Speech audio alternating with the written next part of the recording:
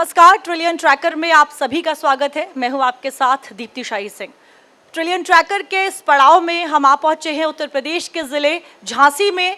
झांसी की विकास यात्रा कैसी चल रही है, 1 ट्रिलियन इकोनॉमी में अपना किस तरीके से सहयोग देने वाला है ये ज़िला, तमाम जानकारी के बारे में पता भी करेंगे। लेकिन वो जानकारी देंगे यहीं के वो जिम्मेदार प्रशासनिक अधिकारी। शुरुआत करते हैं और सबसे पहले मैं मंच पे बुलाती हूं यहां के कमिश्नर विमल कुमार दुबे जी को। मैं चाहती हूं जोरदार तालियों के साथ सर का स्वागत करें। 496 ग्राम पंचायत और औद्योगिक कारखानों को बाल श्रमिक मुक्त कराना, सर कैसे शुरुआत हुई इस पहल की? Thank you so much. देखिए, माननीय मुख्यमंत्री जी ने एक आह्वान किया था अपने संकल्प पत्र में कि दिसंबर 2027 तक हम लोग उत्तर प्रदेश को बाल श्रम मुक्त करेंगे। और जब ये शासनादेश हम लोगों को प्राप्त हुआ, उसी समय हमने पूरे मंडल में अपने झांसी मंडल के जिलों को बाल श्रम मुक्त करने के संबंध में एक विशेष पहल करी। और मुझे बहुत हर्ष है कि इस अभियान में हमें जनता का, हमारे सम्मानित ग्राम प्रधानों का, हमारी जो औद्योगिक संस्थान हैं उनका, इंडियन इंडस्ट्रीज़ एसोसिएशन का, अनेक व्यापार मंडल के संगठनों का, उनका हमें पूरा सहयोग मिला। और हमें ये गर्व प्राप्त हुआ कि हम उत्तर प्रदेश का ऐसा पहला मंडल बने जिसमें बाल श्रम मुक्त हो गया। ये बहुत कम लोग ही जानते हैं कि जब भी उद्योग कारखाने बाल श्रम मुक्त हो जाते हैं तो इकोनॉमी को एक बड़ा बूस्ट मिलता है। लेकिन ऐसे में युवाओं को स्किल दिया जाना भी बेहद ज़रूरी है। निश्चित रूप से देखिए, युवाओं को स्किल प्राप्त कराने के संबंध में उत्तर प्रदेश शासन के द्वारा संपूर्ण व्यवस्थाएं की गई हैं। अगर हम प्रशिक्षण की बात करें तो आप सब अवगत हैं कि स्किल इंडिया का एक प्रोग्राम भारत सरकार के सौजन्य से निरंतर संचालित किया जा रहा है। इसके अलावा जो हमारी ITIs हैं, पॉलीटेक्निक्स हैं, उनके अंदर भी हम लोग निरंतर प्रशिक्षण का कार्य संचालित कर रहे हैं। जो हमारा उद्योग विभाग है उसके अंदर एक योजना चलती है जिसको हम कहते हैं विश्वकर्मा सम्मान योजना। उस योजना के अंतर्गत भी हम लोग अनेक ट्रेड्स में, चाहे वो सिलाई कढ़ाई का हो, चाहे वो लुहार का हो, चाहे वो प्लम्बिंग का हो, चाहे वो इलेक्ट्रीशियन का हो, उन सभी ट्रेड्स में ना केवल हम युवाओं को रोजगार दे रहे हैं, अपितु मैं आपको बताऊं कि उत्तर प्रदेश सरकार की जो अनेक योजनाएं जो नवयुवकों को रोजगार से जोड़ने के लिए चलाई जा रही हैं, चाहे वो मुख्यमंत्री स्वरोजगार योजना हो, चाहे वो हमारी अनेक योजनाएं इस प्रकार की हैं जिसके अंदर हम रोजगारों को मुद्रा योजना हम चला रहे हैं। और पूरे मंडल में लगभग 9,000 करोड़ रुपए के बैंकिंग ऋण को उपलब्ध करा करके हमने युवाओं को रोजगार से जोड़ा है। और मैं समझता हूँ कि एक बड़ी उपलब्धि है। और इसी के तहत अभी शनिवार को ही हमने अपनी मातृशक्ति का सम्मान करते हुए लगभग 100 लाभार्थियों को उनको टूल किट योजना से लाभान्वित करते हुए लगभग 100 मशीनों का वितरण भी मेरे द्वारा स्वयं किया गया, जिसमें जिला पंचायत अध्यक्ष महोदय भी थे। सर, आपके काम करने का जो तरीका है वो बिल्कुल अलग है। अभी कुछ दिन पहले ललितपुर में एक ओवरब्रिज बन रहा था। आपने ठेकेदार से बोला कि अगर समय पर काम पूरा नहीं होगा तो जहां तक पुल बना होगा वहां से एक साथ दोनों नीचे कूद जाएंगे। सर, आप तो मेरे सामने बैठे हुए हैं, क्या हुआ फिर आखिर उस ओवरब्रिज का?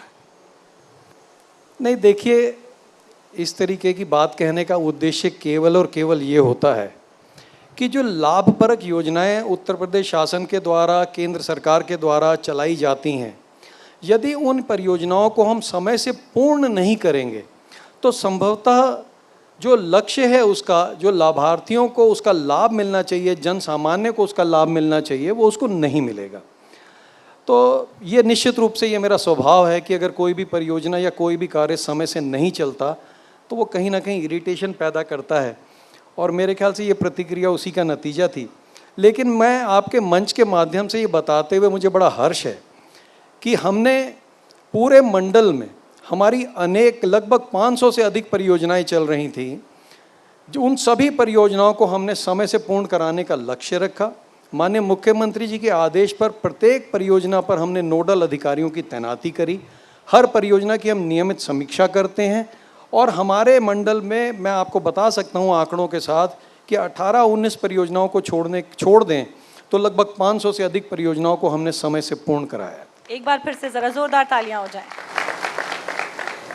सर, अगर आपके मंडल की बात करें तो शिक्षा का क्या हाल है? क्योंकि खबरों में अक्सर आता है कि आप स्कूल पहुंच जाते हैं, वहाँ पर बच्चों से सवाल भी करते हैं। अगर तीनों आपके मंडल में आने वाले तीनों ज़िलों की बात की जाए तो शिक्षा को लेकर किस तरह के हालात हैं? देखिए, किसी भी प्रकार के अच्छे समाज का निर्माण शिक्षा से ही होगा। और माननीय मुख्यमंत्री जी की निरंतर इस बात की चिंता रहती है कि हम अपने शैक्षणिक स्तर को, हमारे जो राजकीय स्कूल चल रहे हैं उनके अंदर हम शिक्षण के स्तर को सुधारें। अब शिक्षा के स्तर को सुधारने के लिए दो पहलू बड़े महत्वपूर्ण हैं। एक है इंफ्रास्ट्रक्चर डेवलपमेंट। आज हमारे मंडल में ही नहीं, पूरे उत्तर प्रदेश में शिक्षा के जो हमारे मंदिर हैं उनके इंफ्रास्ट्रक्चर को मजबूत करने के लिए अनेक कार्य किए जा रहे हैं। ऑपरेशन कायाकल्प चलाया गया और इसमें ग्राम पंचायत विभाग को, नगर विकास विभाग को कॉरपोरेट सोशल रिस्पॉन्सिबिलिटी के तहत अनेक इस प्रकार के कार्य लिए गए, जिसमें हमने बच्चों को शुद्ध पेयजल उपलब्ध कराया, अच्छे किचन का नेटवर्क दिया, उनके लिए फर्नीचर की व्यवस्था करी, स्मार्ट क्लासेस का निर्माण किया, डिजिटल डिस्प्ले बोर्ड्स लगाए, अंतरिक्ष लैब बनाई गई हैं, आईसीटी की लैब्स बनाई गई हैं। इस प्रकार से पूरे शिक्षण संस्थाओं में उनकी बाउंड्री वॉल्स अगर नहीं थी तो हमने उनका निर्माण कराया। तो एक माहौल तो बना जिसमें कि हमने इंफ्रास्ट्रक्चर को मजबूत किया। लेकिन यहीं का बात समाप्त नहीं होती। शिक्षा को स्तर को सुधारने के लिए बहुत बड़ा कदम जो शासन के द्वारा उठाया गया वो ये है कि जो हमारे सम्मानित शिक्षक हैं उन शिक्षकों को भी निरंतर अपग्रेड करने का, उनके स्किल्स को बढ़ाने के लिए भी स्टेट रिसोर्स ग्रुप्स बनाए गए। बीआरसी के लेवल पे हम लोगों ने इस प्रकार के रिसोर्स पर्सन्स बनाए गए जो नियमित रूप से शिक्षण इक्विपमेंट्स को बनवाते हैं, नए नए मॉडल्स बनवाते हैं। और इसका परिणाम ये है कि मुझे ये बताते हुए हर्ष है कि हमारे मंडल में एक श्री मोहन लाल सुमन हैं, जिनके द्वारा एआई सुमन बनाएगा, आर्टिफिशियल इंटेलिजेंस का एक मॉडल बनाया गया, उसका नाम रखा एआई सुमन, और उसको राष्ट्रीय स्तर पर भी पुरस्कृत किया गया। वो आर्टिफिशियल इंटेलिजेंस का उत्तर प्रदेश में प्राइमरी स्कूलों में इस प्रकार का मॉडल पहली बार बना था, जो मैं आपके मंच के माध्यम से शेयर करना चाहता हूँ। इसके अलावा शिक्षण संस्थाओं को बच्चों का विकास केवल शिक्षा से ही नहीं हो सकता, उनके लिए खेल कूद भी अनिवार्य है। और मुझे हर्ष है कि जिला ललितपुर में जो हमारे मंडल का एक ज़िला है, वहाँ पर तत्कालीन जिलाधिकारी के द्वारा एक दिन में 101 खेल के मैदानों को समर्पित किया गया था और इससे भी एक पूरा का पूरा माहौल बन रहा है। और मैं समझता हूँ कि इस प्रकार के जो हम स्टेप्स उठा रहे हैं, जिसमें पीएम श्री विद्यालय हैं, कस्तूरबा गांधी विद्यालय चलते हैं, हमारे यहाँ पे अटल आवासीय विद्यालय चलता है। इसी प्रकार से इस समय हमारे पूरे मंडल में लगभग 6 मुख्यमंत्री कंपोजिट विद्यालयों का निर्माण किया जा रहा है, जिसमें विश्व स्तरीय शिक्षा कक्षा 1 से लेकर कक्षा 12 तक दी जाएगी। तो मैं समझता हूँ कि पूरे मंडल में शिक्षा के क्षेत्र में एक अच्छा कार्य हो रहा है। हमारे शिक्षकों का पूरा सहयोग हमें प्राप्त हो रहा है, हमारे पेरेंट्स का हमें पूरा सहयोग प्राप्त हो रहा है। और मैं समझता हूँ कि जो शिक्षा का माहौल इस मंडल में है वो आदर्श है और हम अपने बच्चों की और अच्छी परफॉर्मेंस करवा पाएंगे। सर, $1 ट्रिलियन इकोनॉमी का लक्ष्य रखा गया है उत्तर प्रदेश के लिए। झांसी मंडल एक अहम मंडल है। अगर बुंदेलखंड की बात की जाए तो उत्तर प्रदेश में कभी पिछड़ा हुआ जो क्षेत्र है वो माना जाता था, लेकिन अब तस्वीर पूरी तरह से बदल चुकी है। जीडीपी की बात करें तो 8वें पायदान पर है। ये जो रिवर्स चीज़ें हैं ये आखिर संभव किस तरीके से हुई? आखिर किन योजनाओं ने इस मुकाम तक पहुंचाया है? देखिए, मैं आपको बताना चाहूँगा कि जो एक उत्तर प्रदेश, यद्यपि माननीय मुख्यमंत्री जी के लिए तो पूरा उत्तर प्रदेश उनका परिवार है, लेकिन उनकी विशेष चिंता बुंदेलखंड क्षेत्र के लिए रहती है। और इसमें जिस प्रकार की योजनाओं का क्रियान्वयन किया जा रहा है, जिस प्रकार से यहाँ पर उद्योग धंधों के प्रति एक माहौल बनाया जा रहा है, उसमें जो सबसे बड़ी भूमिका और सबसे बड़ा श्रेय मैं देता हूँ वो माननीय मुख्यमंत्री जी के उस संकल्प को देता हूँ जिसमें उन्होंने कहा कि सबसे पहले तो हम भय मुक्त समाज बनाएंगे। किसी भी प्रकार का विकास करने के लिए सबसे ज़्यादा महत्वपूर्ण ये है कि हम एक भय मुक्त समाज बनाएं, जहाँ पर प्रत्येक उद्योगपति, प्रत्येक नागरिक अपने आप को सुरक्षित महसूस करे और वो ये समझे कि यदि हम उत्तर प्रदेश में किसी भी प्रकार का निवेश करेंगे तो हमारा निवेश सुरक्षित है, हमारी योजनाओं में, हमारी नीतियों में एक समानता है, एक रूपता है, और बिना किसी भेदभाव के हम अपनी परियोजनाओं का, निवेशों की संरक्षा करेंगे। और ये जो सबका भरोसा सरकार के इनिशिएटिव्स पर लिया गया, मुझे हर्ष है आपको ये बताते हुए कि पूरे मंडल में हमारे पास जो ग्रॉस डोमेस्टिक डिस्ट्रिक्ट प्रोडक्शन का आंकड़ा है, उसके मुताबिक झांसी का जो हमारी प्रति व्यक्ति आय है उसमें करीब 11.6% की वृद्धि हुई है। हमारे जालौन में 6.4% की वृद्धि प्रति व्यक्ति औसत आय की मैं बात कर रहा हूँ, और ललितपुर में लगभग 4.8% की वृद्धि हुई।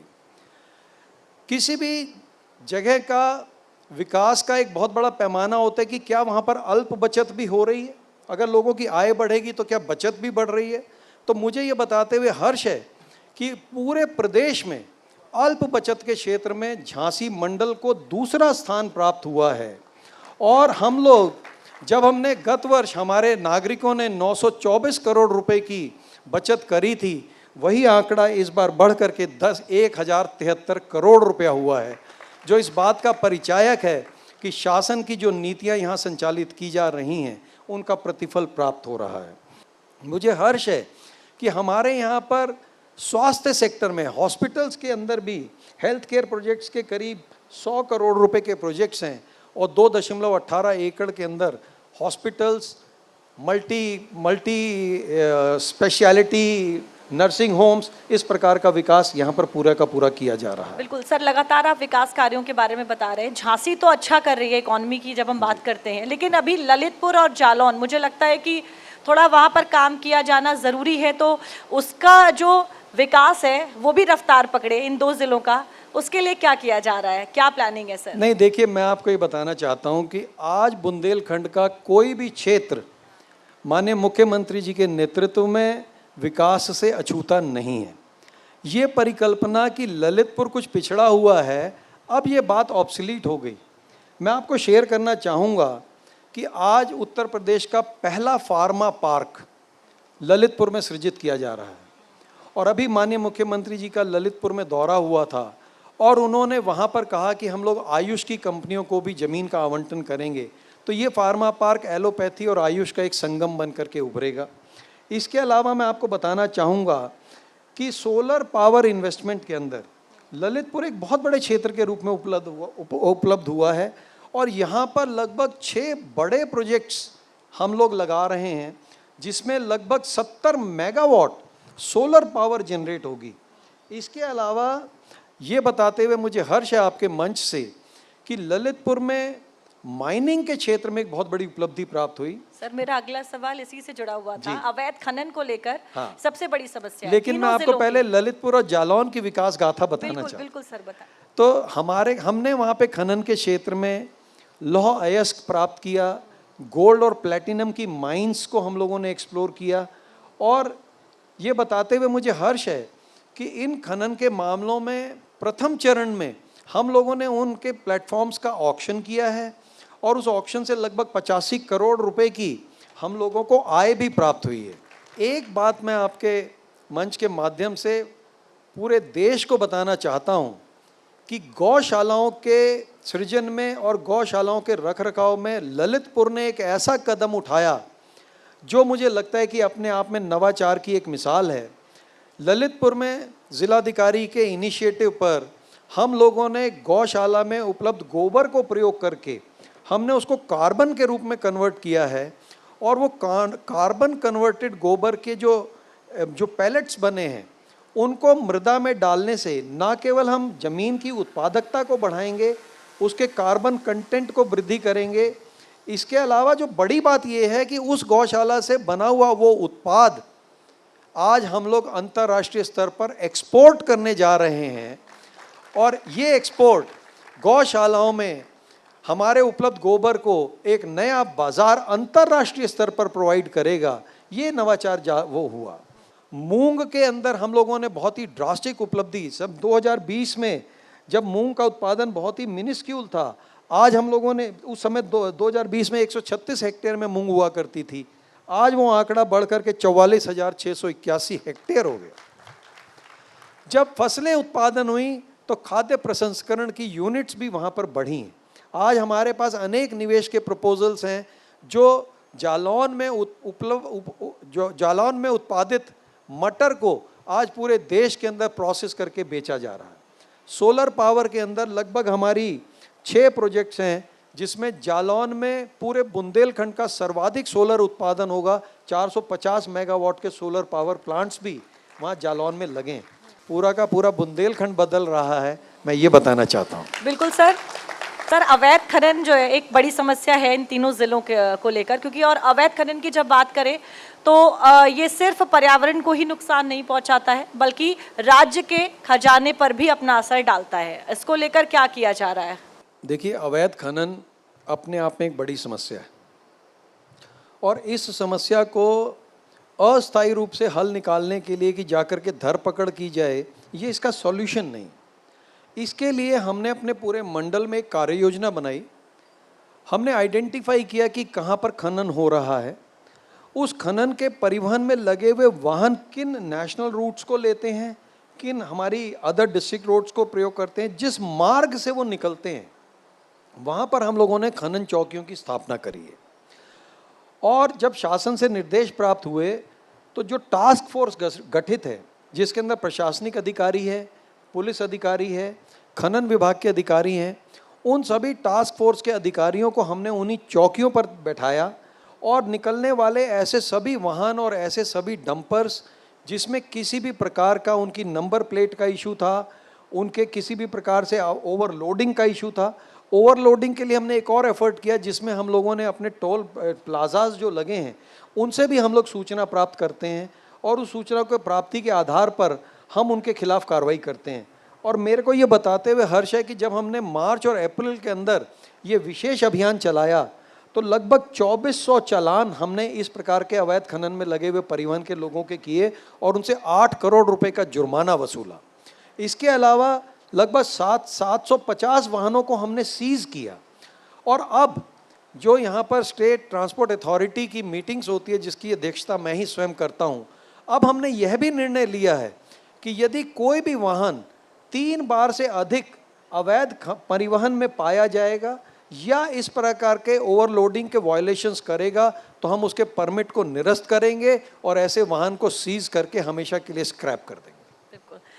सर, अगर झांसी की बात की जाए तो यहाँ ठीक ठाक बारिश हो जाती है, लेकिन पथरीले चट्टानों की वजह से और असामान्य मानसून की वजह से 85% जो पानी है लगभग वो बह जाता है। तो जल संचयन, जिसको लेकर प्रधानमंत्री नरेंद्र मोदी, सीएम योगी अलग अलग मंचों से बात करते हैं, उसको लेकर झांसी मंडल में क्या किया जा रहा है? देखिए, जल संरक्षण तो बुंदेलखंड के लिए एक बहुत बड़ा मुद्दा है और इस जल संरक्षण के लिए उत्तर प्रदेश शासन की भी नियमित रूप से चिंता रहती है और हम लोग जब स्थानीय प्रशासन चलाते हैं तो भी हम उसके प्रति पूर्णतः संवेदनशील हैं। मैं आपको सेंट्रल वाटर कमीशन की एक रिपोर्ट बताना चाहता हूं, जिसमें, और बड़े हर्ष की बात है कि सेंट्रल वाटर कमीशन ने जो रिपोर्ट शेयर करी थी हमसे, उसमें 2 प्रकार के आंकड़े होते हैं। प्री मॉनसून हमारा वाटर टेबल कैसा है और पोस्ट मॉनसून हमारा वाटर टेबल कैसा है। तो मुझे ये बताते हुए हर्ष है कि सेंट्रल वाटर कमीशन की रिपोर्ट के मुताबिक झांसी में ग्राउंड वाटर लेवल 1.02 मीटर्स बढ़ा है, जालौन में ये 1.21 मीटर्स के करीब वृद्धि हुई है और ललितपुर में ये 0.47 मीटर्स बढ़ा। अब आप पूछेंगे कि आप कह रहे हैं वाटर टेबल बढ़ गया, लेकिन इसके पीछे उत्तर प्रदेश शासन की पूरी वो नीतियां हैं जो जल संरक्षण के लिए हम लोगों को मार्गदर्शन देती हैं कि हम कैसे जल संरक्षण करें। उसके लिए जो प्रयास किए गए, मैं आपको बताना चाहूँगा कि यहाँ पर हमारे मंडल में झांसी जिले में इक्रीसैट एक भारत सरकार की बड़ी संस्था है, उसके द्वारा ग्राम बडोखर में सैटेलाइट इमेजिंग के माध्यम से चेक डैम्स को चिन्हित किया गया और वहाँ पर एक जो बुंदेलखंड की प्राचीन परंपरा थी, हवेली स्ट्रक्चर कहते हैं उसको, जिसमें जल संरक्षण के लिए स्ट्रक्चर्स बनाए जाते हैं, उसमें उस योजना में उन्होंने लगभग 44 ग्रामों को सम्मिलित किया था और उन 44 ग्रामों में हम लोगों ने 28,000 हेक्टेयर भूमि को सिंचित जल उपलब्ध कराने का प्रयास किया। इसके अलावा जो हमारा अन्य तरीके हैं जिसके हिसाब से हमने खेत तालाब योजना के तहत हम लोगों ने किया। पुराने तालाबों का जीर्णोद्धार किया, लगभग 88 तालाबों का, जिससे लगभग 79.20 लाख घन मीटर पानी हम लोगों ने संरक्षित किया और रिचार्ज के लिए लगभग 20 लाख घन मीटर पानी उपलब्ध हुआ। रेन वाटर हार्वेस्टिंग के लिए ग्रामीण क्षेत्रों में जल तारा का निर्माण कराया जा रहा है और रेन वाटर हार्वेस्टिंग के लिए अब जो सरकार की नीति है उसमें यदि कोई भी शहरी क्षेत्र में 300 मीटर से अधिक का नक्शा पास होगा तो उसको रेन वाटर हार्वेस्टिंग ज़रूरी है और जो रेन वाटर हार्वेस्टिंग के माध्यम से जो रिचार्ज होगा उससे इस प्रकार का वाटर टेबल हमारा बढ़ता है। आज की डेट में इक्रिसैट हमारे वाटर शेड्स को चिन्हित कर रहा है और लगभग उन्होंने 30 वाटर शेड्स हमारे और चिन्हित किए हैं जिनको हम लोग अपने विभागीय बजट से बना करके उनमें भी पानी के संरक्षण का कार्य हम लोग करेंगे। पानी के प्रति हमारी संवेदनशीलता से ये जो जल संरक्षण का कार्य है वो इस पूरे क्षेत्र में हम बहुत भली भांति कर पा रहे हैं। सर, एक और बड़ी समस्या है झांसी की जाम को लेकर और इस समस्या के निस्तारण के लिए आप खुद सड़क पर उतरे हैं। क्या अब इस समस्या से निजात पाई जा चुकी है या फिर कहाँ तक पहुँच पाए हैं? देखिए, जाम शहरी विस्तारीकरण का एक आउटकम है, एक बाई प्रोडक्ट है, लेकिन उसका हल निकालना भी नीतिकारों का एक चैलेंज है। इसके लिए हम लोगों ने कोई hit and trial method use नहीं किया। जब झांसी की जाम की समस्या हमारे संज्ञान में आई तो हमने भारत सरकार की मिनिस्ट्री ऑफ अर्बन डेवलपमेंट के द्वारा एम्पैनल्ड एक एजेंसी जिसका कार्यालय लखनऊ में है, हमने उसको हायर किया और पूरे झांसी के ट्रैफिक को हमने स्टडी किया। स्टडी करने के बाद हमने इसकी सैटेलाइट इमेजिंग करी, हर सड़क के ऊपर हमने ट्रैफिक लोड का आकलन किया और उसकी पूरी साइंटिफिक स्टडी करने के बाद हमने एक कार्य योजना बनाई जिसमें हमने रोड री इंजीनियरिंग को भी स्टडी किया, रोड वाइडनिंग को भी हमने प्राथमिकता दी। इसके अलावा जो हमारे एग्जिस्टिंग चौराहे हैं उन चौराहों को भी रीडिज़ाइन करने का एक मॉडल उसके द्वारा प्रस्तुत किया गया और हमने शहर का प्रतिनिधित्व करने वाले जनप्रतिनिधियों की उपस्थिति में वो प्रेजेंटेशन कराया और जब हमारी आम सहमति बनी कि इन चौराहों को हमें इस प्रकार से रीडिज़ाइन कर देना चाहिए जैसा बताया गया है, तब हमने आज आप जब झांसी में जाती हैं तो आपने देखा होगा विभिन्न प्रकार के बैरियर्स लगे हुए। वो बैरियर्स उस ट्रायल का हिस्सा हैं।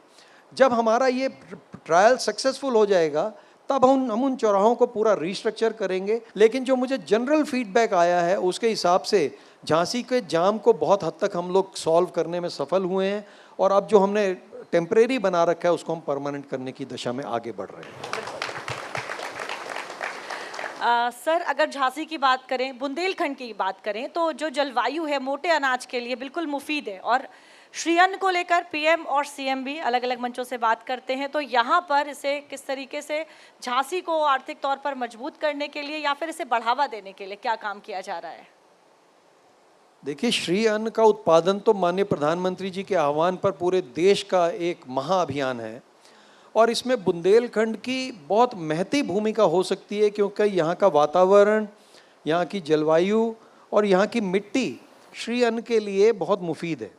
इसके लिए जो हम लोगों ने प्रयास किए, इसमें किसानों की हम लोगों ने कार्यशालाएं आयोजित करी। श्री अन्न के प्रयोग को बढ़ावा देने के लिए हम लोगों ने रोड शोज़ आयोजित किए और मुझे लगता है कि जो प्रयास, जो जन जागरूकता का अभियान हम लोगों ने चलाया उसका नतीजा ये हुआ कि जहां 2021 में लगभग 44,000 मीट्रिक टन श्री अन्न का उत्पादन हुआ करता था, आज वो उत्पादन लगभग 87,300 मीट्रिक टन, लगभग 97% का राइज हम लोगों ने इस क्षेत्र में मिलेट के उत्पादन में किया है। और ये भी हर्ष है मुझे बताते हुए कि आप जब झांसी की मुख्य सड़क पर निकलेंगे तो हमने कृषि विभाग के दफ्तर में एक मिलेट कैफ़े भी स्थापित किया है और शाम को जब आप उधर से निकलें तो जिस प्रकार की भीड़ वहाँ पर नागरिकों की है वो बताती है कि मिलेट के बारे में जागरूकता फैलाने में हमारा अभियान कामयाब हुआ है। बिल्कुल सर।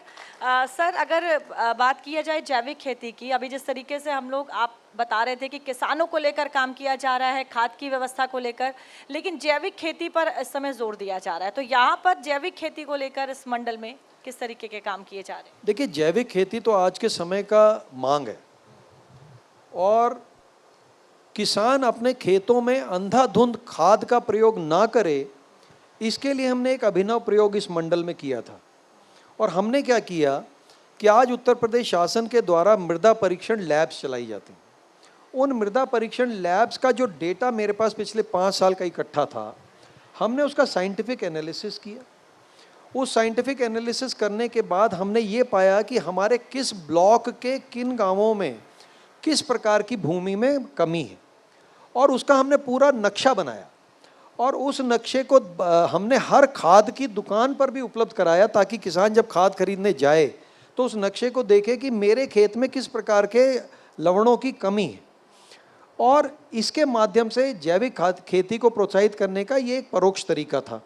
लेकिन जैविक खेती को प्रोत्साहित करने के लिए पूरे मंडल के लगभग 23 ब्लॉक्स में हमने 240 से अधिक क्लस्टर्स बनाए हैं, और उसके अंदर हम लोग करीब करीब 11,500 हेक्टेयर क्षेत्रफल में इस समय जैविक खेती कर रहे हैं, जिसमें हमारे लगभग 12,000 किसानों ने अपनी सहभागिता अंकित करी है। तो जैविक खेती के लिए हम लोगों ने ऐसे जागरूकता अभियान भी चलाए, जहां हमने 2 खेत अगल बगल, ये बरुआ सागर में एक कार्यक्रम किया था जिसमें मैं स्वयं भी गया था, जहां पर एक किसान ने एक खेत के अंदर रासायनिक खाद का प्रयोग किया और दूसरी तरफ उसने जैविक खाद का प्रयोग किया, और दोनों की फसलों का जो डिफरेंस था वो हमने किसानों को कार्यशाला के माध्यम से वहाँ पर आयोजित कार्यक्रम में दिखाया। इस प्रकार से हम कोशिश कर रहे हैं कि ये जागरूकता अभियान के तहत जैविक खेती को हम प्रोत्साहित करें। अगर आपको लग रहा है कि काम वास्तव में हो रहा है तो ताली जरूर बजाइए। सर, आपका जो मंडल है वो कृषि प्रधान है, यानी कि जो इकोनॉमी है वो कृषि बेस्ड है, लेकिन इंडस्ट्रीज़ का आना भी ज़रूरी है। जिस तरीके से यहाँ पर इंडस्ट्रियलाइजेशन हो रहा है, जिसका भी मैं और आप जिक्र भी कर रहे थे, और जब इंडस्ट्रीज़ खुलेंगी तो खेती के लिए जो ज़मीन है वो कम होगी। सर, अब इसमें सामंजस्य कैसे बिठाया जाए, क्योंकि दोनों ही चीज़ें ज़रूरी हैं विकास के लिए।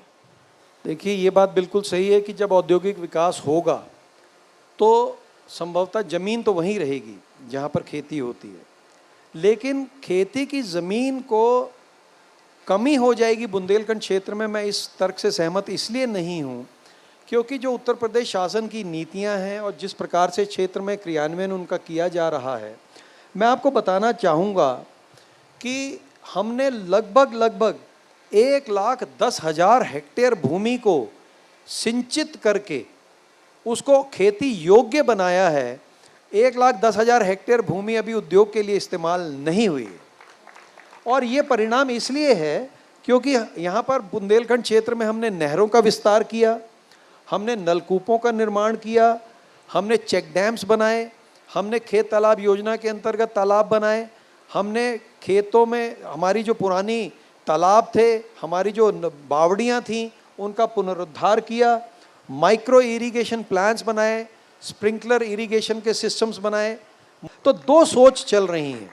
एक सोच तो ये है कि हम जल का संरक्षण करें, दूसरा ये है कि हम जल का ऑप्टिमम यूज़ करें और अधिक से अधिक ज़मीन जो हमारी जहाँ पर खेती नहीं हो रही थी उसको भी खेती योग्य बनाएं।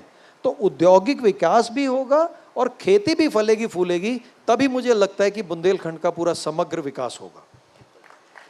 विमल कुमार जी, बहुत बहुत धन्यवाद हमारे साथ जुड़ने के लिए और तमाम जानकारी देने के लिए। Thank you so much, so grateful, thank you.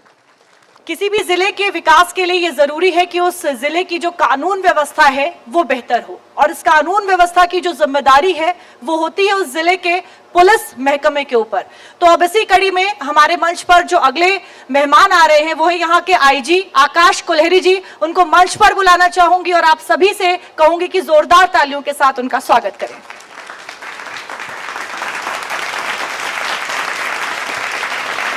Sir, ज़्यादातर देखा जाता है कि जो पुलिस वाले होते हैं वो अपराध और अपराधियों पर जो छापा है वो मारते हैं, लेकिन आपने एक अफसर होने के नाते आपने एक थाने पर छापा मारा है। अभी महज कुछ दिनों पहले की ये घटना है, मौरानीपुर थाना था। क्या थी पूरी घटना, ज़रा बताएं। मैम, ये हमारा एक एनुअल इंस्पेक्शन होता है, वार्षिक निरीक्षण होता है आईजी लेवल पे, रेंज लेवल पे। तो हमारे को अपने सारे डिस्ट्रिक्ट में थानों का, पुलिस लाइन का और ऑफिस का निरीक्षण करना होता है। तो उसी क्रम में जो है मौरानीपुर थाने का निरीक्षण करते हैं। तो उसमें हमारे एक सेट पैटर्न होता है कि कौन कौन सी चीज़ें हमारे लिए इम्पोर्टेंट होती है। तो उसी में ही एक महिला हेल्प डेस्क जो मिशन शक्ति 5.0 के तहत में गठित की गई थी, उसका निरीक्षण कर रहे थे। तो उसमें जो है कुछ कार्य प्रणाली को लेकर के निरीक्षण किया था, तो उसको लेकर के। सर वीडियो भी खूब वायरल हुआ था आपका सोशल मीडिया पर इस पूरी घटना को लेकर। जी हाँ सर, अगर महिला सुरक्षा की बात करें तो आपको क्या लगता है कि महिलाओं के प्रति अपराध कम होना जरूरी है, या फिर अगर अपराध हो जाता है तो तुरंत उस समस्या का हल यानी जो कार्रवाई है वो होना ज्यादा जरूरी है? हमारी तो दोनों ही प्राथमिकता है। पहले तो क्राइम होना ही नहीं चाहिए, बट क्राइम अगर होता है तो उसकी हम लोग मॉनिटरिंग करें। और उससे भी पहले जो चीज़ होती है वो होती है कि यदि कोई महिला पुलिस स्टेशन आ रही है तो भय मुक्त वातावरण एक उनको दें, क्योंकि वो ऑलरेडी विक्टिम होती है, ऑलरेडी पीड़ित होती है। और एक पीड़ित के साथ में अगर हम लोग थोड़ा सा इमोशन कनेक्ट करके और उसको एक गाइड करें कि किस तरह से लॉ उसके साथ खड़ा हुआ है, तो शायद मेरे ख्याल से धीरे धीरे करके एक बल उनको मिलेगा और वो अपनी बात को जो है और उनके साथ में जो घटना घटित हुई है उसको भयमुक्त वातावरण में बोल सकेगी। तो वो एक वातावरण तैयार करना, एक इकोसिस्टम तैयार करना, वो बहुत इंपॉर्टेंट है। आकाश जी, महिलाओं के प्रति जब भी कोई अपराध होता है और अगर उसके निस्तारण में कोई देरी होती है तो उसको लेकर आप बेहद सख्त हैं। क्या कुछ अलग तरह की मॉनिटरिंग की जाती है आपकी तरफ से? हाँ मैम, मिशन शक्ति 5.0 हमारा चल रहा है और ये शासन की भी प्राथमिकता है कि जो हमारा हाफ ऑफ द पॉपुलेशन है, जो हमारी आधी जनसंख्या है, उनकी जो समस्या है और उनको जो है ज़्यादा एक ये चाहे वातावरण बोलें या चाहे जिस भी तरह से बोलें, दो चीज़ें जो उनके लिए बहुत फेस करनी पड़ती है।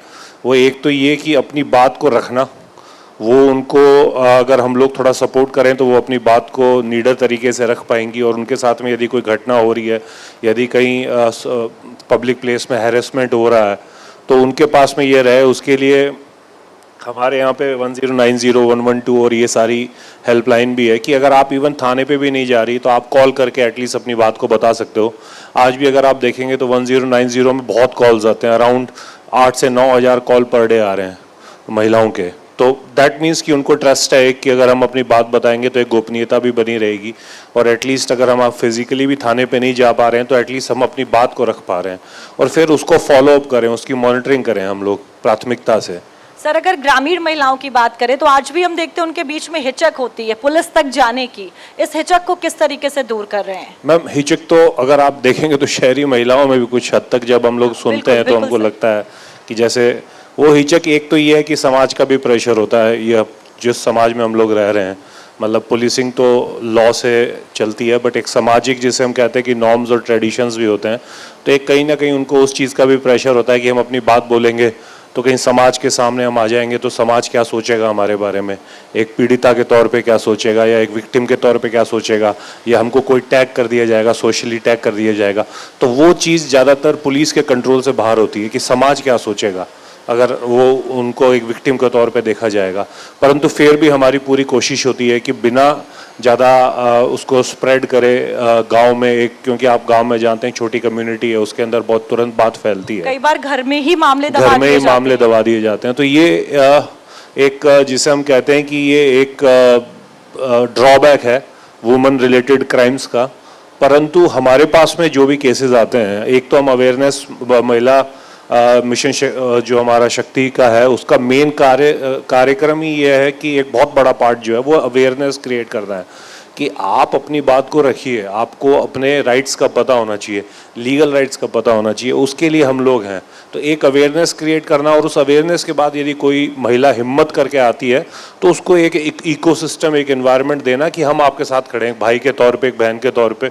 और उसी के लिए हम लोगों ने जो है महिला डेस्क हर थाने पे बनाई हुई है और उसी का इंस्पेक्शन करने गया था। और फिर उसके बाद जब देखते हैं कि हमारे खुद के जो सबॉर्डिनेट है वो इस तरह से थोड़े इनसेंसिटिव होते हैं तो थोड़ा और बुरा लगता है कि पहले से ही वो थोड़ी सी डर करके माहौल में अगर कोई आ रहा है या अपनी बात रखने आ रहा है, उसको आप फिर इनसेंसिटिवली अगर डील करते हो तो एक बहुत ही इंप्रेशन खराब जाता है, फिर वो एक स्प्रेड भी बाय वर्ड वो। सर, आपने इंसेंसिटिविटी की बात करी। देखा जाता है कि जब मुसीबत का समय होता है तो जनता की सबसे बड़ी जो रक्षक है वो पुलिस ही होती है, लेकिन पुलिस के पास ही जाने से सबसे ज्यादा जो जनता है वो डरती है।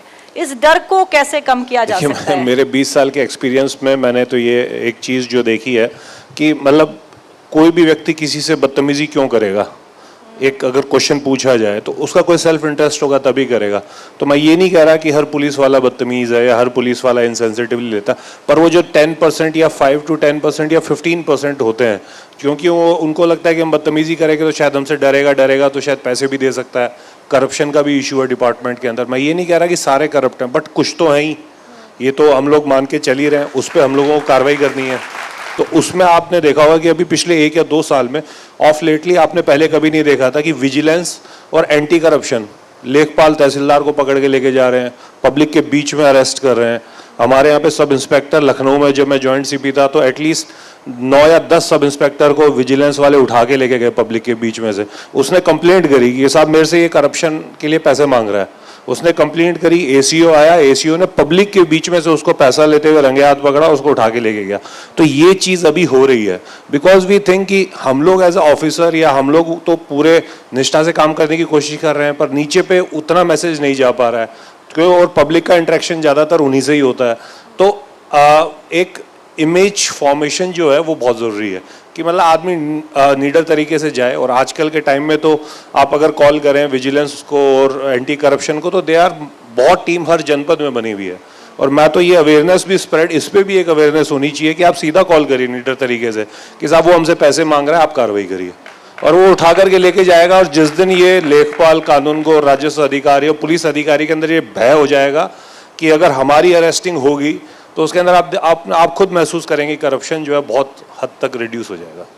सर, अगर झांसी मंडल की बात करें तो ऑर्गेनाइज्ड क्राइम की क्या स्थिति है और उसको लेकर चुनौतियां क्या हैं झांसी मंडल में? ऑर्गेनाइज्ड क्राइम है पर उस तरह का नहीं है कि जैसे पहले कोई माफिया, ऑर्गेनाइज्ड माफिया उस तरह से होते थे, या कोई अपराधी एक जगह बैठ करके अपना साम्राज्य चला रहा है, उस तरह का माहौल यहाँ पे नहीं है। और पर फिर भी हम लोग अगर इस तरह से, जैसे आप देखेंगे इलिसिट लीकर की यहाँ पर अवैध शराब का लेकर के थोड़ी सी कई समस्या आती है। लैंड शार्क्स जिसे कहते हैं, जो लैंड पे कब्जा करने को, या भूमाफिया का शब्द जिसे हम यूज़ करते हैं, उसके कई प्रकरण कई बार सामने आते हैं। तो उसको लेके हम लोग निरंतर मॉनिटरिंग भी करते हैं। और हमारा ये प्रयास रहता है कि यदि कोई व्यक्ति एक तरफ कोई इस तरह का एलिमेंट है जो मिल करके एक क्राइम कर रहा है और एक जो उसका पीड़ित है, तो उसको भी मतलब पूरा हम लोग सुन करके और कार्रवाई करें। तो इस तरह की कार्रवाई भी हुई है। हमने तकरीबन इसमें 192 के करीब गैंगस्टर एक्ट भी लगाए हैं इस साल में। और जो बहुत बड़े बड़े यहाँ पे आप जानते होंगे नाम भी, तो उन पर कार्रवाई भी की है, उनकी प्रॉपर्टीज भी सीज की है कई करोड़ों में, 100 करोड़ के करीब में उनकी प्रॉपर्टी को अटैचमेंट भी हम लोगों ने किया है। तो यहाँ पे ऑर्गेनाइज्ड माफिया इस तरह का अभी कोई ऐसा माहौल नहीं है। और छोटी मोटी अगर जैसे कभी कोई कंप्लेंट्स आती है तो उसको भी हम मॉनिटर करते हैं। सर, एक और बहुत बड़ी समस्या है देश भर की कहा जा सकता है, जिससे पुलिस को भी दो चार होना पड़ रहा है, और वो है साइबर क्राइम। और अब साइबर क्राइम जो है वो गांव तक भी अपनी पहुंच बना चुका है। अब साइबर क्राइम से किस तरीके से निपट रहे हैं आप लोग? मैम, साइबर क्राइम जो है हमारे लिए बहुत बड़ा चैलेंज है अभी, क्योंकि वो जो है बढ़ता ही जा रहा है, और वो बढ़ता भी जा रहा है, और प्लस उसका स्वरूप भी हर 6 महीने में चेंज होता रहता है। वो एक वायरस की तरह है, जैसे कि जो इवॉल्व होता रहता है। हम पहले वाले वायरस का एंटीडोट बनाते हैं तो नया स्वरूप में आ जाता है।